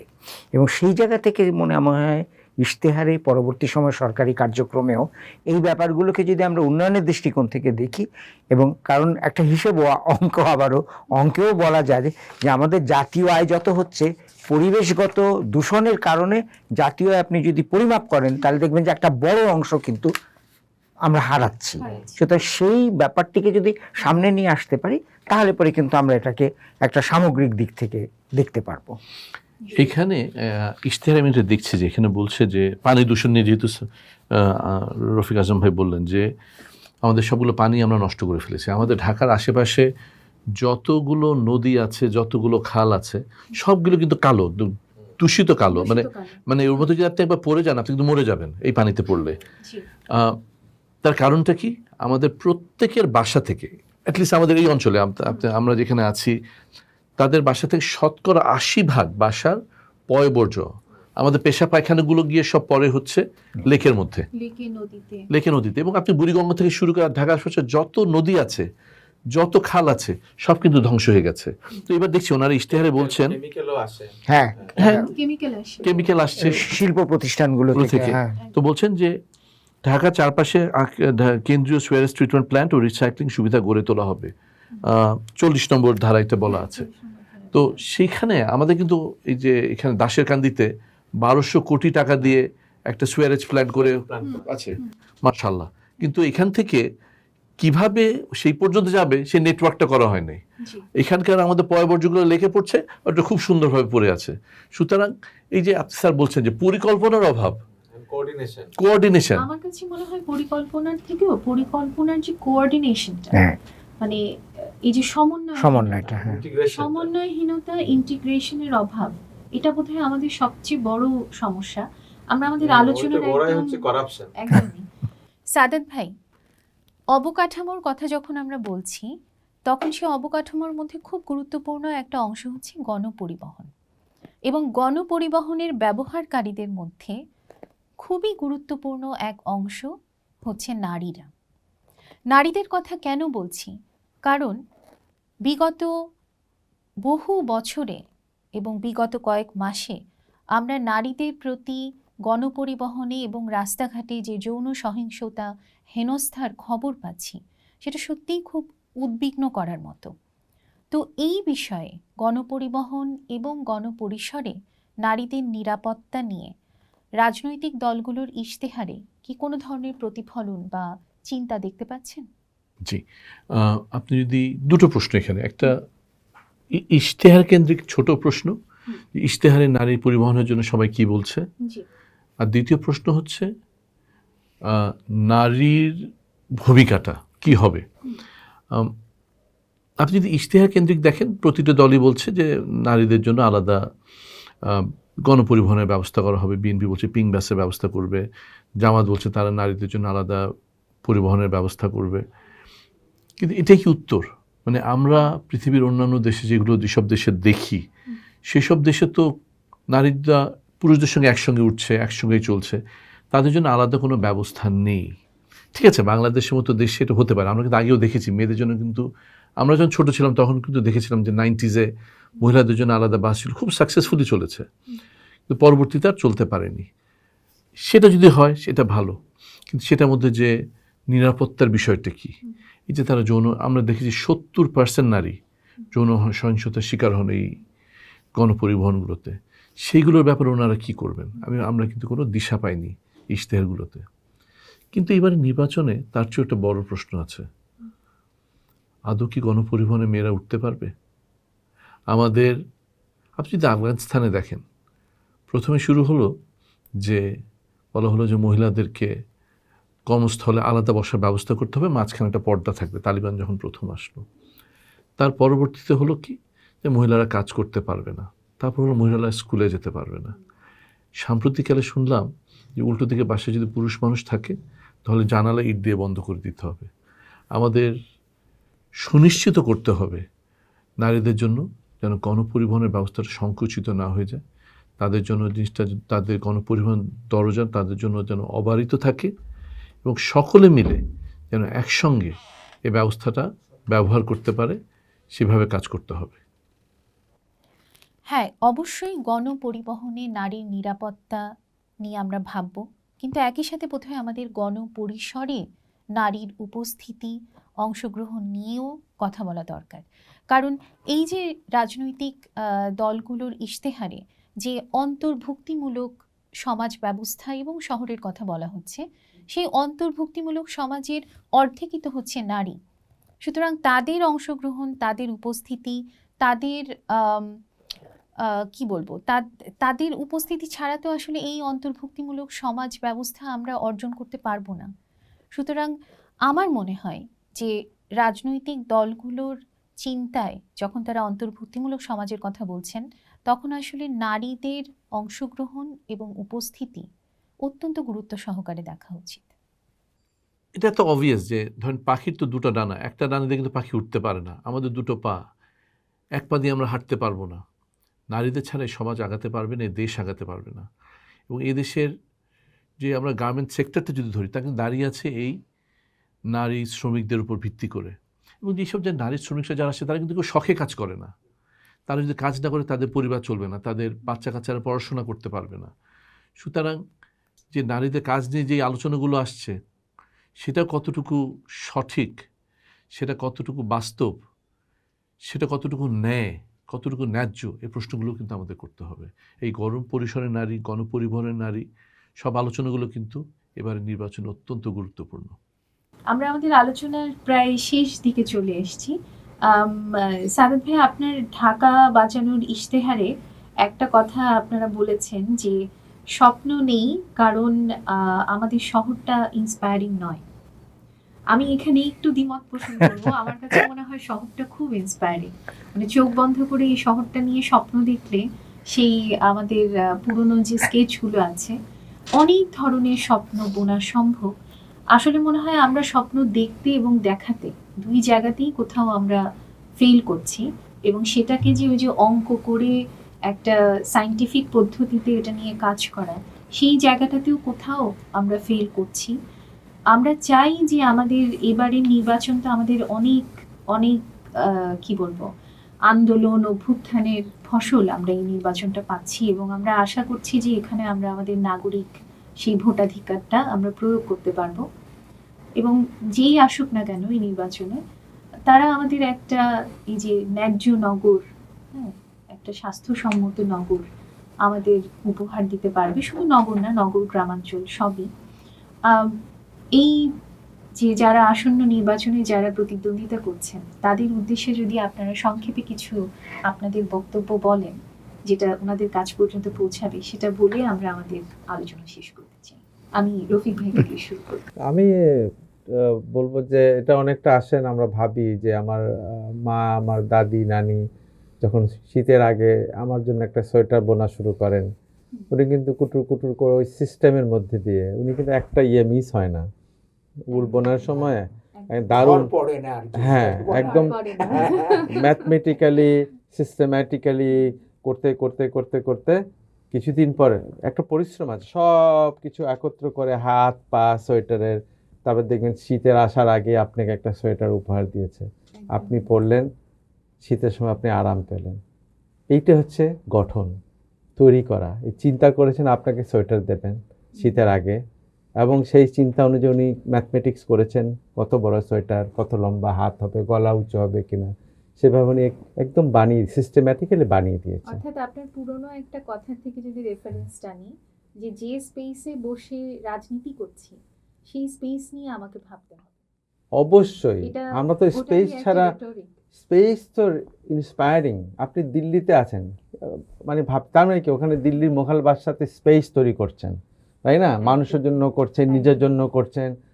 এই যে একটা ইন্সপায়ারিং একটা জায়গা, ক্ষমতার চিহ্ন, মানুষের জন্য নানান ধরনের উপাদান একসাথে হয়ে একটা ক্ষমতার জায়গা তৈরি হয়েছে, যেটা নাকি গর্ব করার জায়গা। ক্ষমতা না, ঠিক গর্ব করার জায়গা। তো ওইরকম একটা গর্ব করার জায়গা ঢাকা তৈরি হওয়ার সুযোগ তৈরি হয়েছে। এটা একটা সুযোগ, এটাকে নিতে হবে, সোয়েটারটা বুনতে হবে। জি, আপনি যেটা বললেন যে ঢাকা একটা ইন্সপায়ারিং শহর না, আমিও এদের সে একমত না। ঢাকা একটা দারুণ শহর, ফাটাফাটি শহর, কিন্তু স্যার যেটা বললেন যে ওই আমাদের টু মেনি ফেইল্ড অপরচুনিটিস। তো আমরা পেনাল্টির সামনে পেনাল্টি পাচ্ছি কিন্তু গোল করতে পারছি না। তো যা আপনি বললেন যে যারা নির্বাচন করবেন তাদের উদ্দেশ্যে আমার অনুরোধ হলো যে আপনাদের সামনে আবারও একটা সুযোগ এসছে, পেনাল্টি স্পটে আপনি দাঁড়িয়ে আছেন, যদি গোল করতে না পারেন লাল কার্ড দেখিয়ে দেওয়া হবে।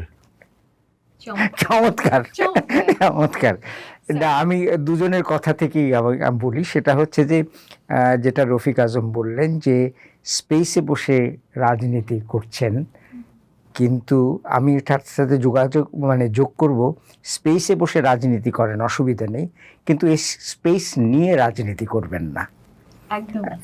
কারণ স্পেস নিয়ে যদি রাজনীতি করেন তাহলে পরে ইশতেহারে আপনারা যাই বলুন না কেন এর কোনোটাই আপনারা দিতে পারবেন না। এবং বাংলাদেশের ইতিহাসে আমাদের অভিজ্ঞতা হচ্ছে যে বহু সময় আমাদের বহু সুযোগ আমরা হারিয়েছি। অন্তত এখন বাংলাদেশের 55 বছর পরে এইখানে এসে আমরা সুযোগ হারাতে চাই না। একদমই স্যার। আমরা আসলে মূলত ঢাকা নিয়ে কথা বলেছি, কিন্তু আমাদের স্বপ্নটা আসলে পুরো বাংলাদেশ ব্যাপী বিস্তৃত। এবং এই আমার মনে হয় শুধু ঢাকাকে না, আমরা বাংলাদেশের বিভিন্ন অঞ্চলকেই আসলে এরকম একটা লাইফ সাপোর্টের মতো একটা জায়গায় নিয়ে গেছি। কারণ এটা তো আসলে পুরোটা মিলিয়ে একটা সিস্টেম, গ্রামাঞ্চল, শহর, পেরি আরবান এরিয়া। সুতরাং আমরা আর চাই না যে আমাদের দেশটাকে নিয়ে আমরা ভবিষ্যতে এরকম একটা আলোচনায় বসে এরকম আলাপ করি যে এটা একটা ডিস্টোপিয়া হয়ে গেছে, এটা একটা দোজক হয়ে গেছে। আমরা এই আলোচনাগুলো আর করতে চাই না। এবং আমরা এটাও চাই না যে আমাদের ভোট শুধুমাত্র রাজনৈতিক ক্ষমতায়নের কাজে ব্যবহার হোক। আমরা চাই আমাদের ভোটের মাধ্যমে আমাদের নাগরিক অধিকার ক্ষমতায়িত হোক, আমাদের যে জীবন, আমাদের নাগরিকদের যে জীবন, সেটা ক্ষমতায়িত হোক। একটা মানবিক পদ্ধতিতে আমাদের সম্মানিত করা হোক, আমাদের ভোটকে সম্মানিত করা হোক। আমরা যে আস্থা নিয়ে ভোটটা দেব সেটার মর্যাদা যেন রক্ষা করা হয় এবং আমাদেরকে যেন উন্নয়ন এবং সব ধরনের চিন্তার কেন্দ্রবিন্দুতে নিয়ে আসা হয়। এটাই আমাদের চাওয়া। আগামীতে যে দলই আমাদের নির্বাচনে বিজয়ী হয়ে আসুক না কেন। নগরনামার আজকের পর্বে আপনাদের সবার সাথেই আলোচনা ভীষণ, আমি অত্যন্ত ঋদ্ধ হয়েছি। অসম্ভব ধন্যবাদ আপনাদের। এবং আমি আশা করছি যে এটা যখন শুনবে আমাদের নির্বাচনী দলগুলোর প্রতিনিধিরা নিশ্চয়ই শুনবেন এবং তারাও নিশ্চয়ই উপকৃত হবেন আমাদের আলোচনা থেকে। এই আশা নিয়ে আমাদের আজকের পর্ব আমি শেষ করছি এখানে।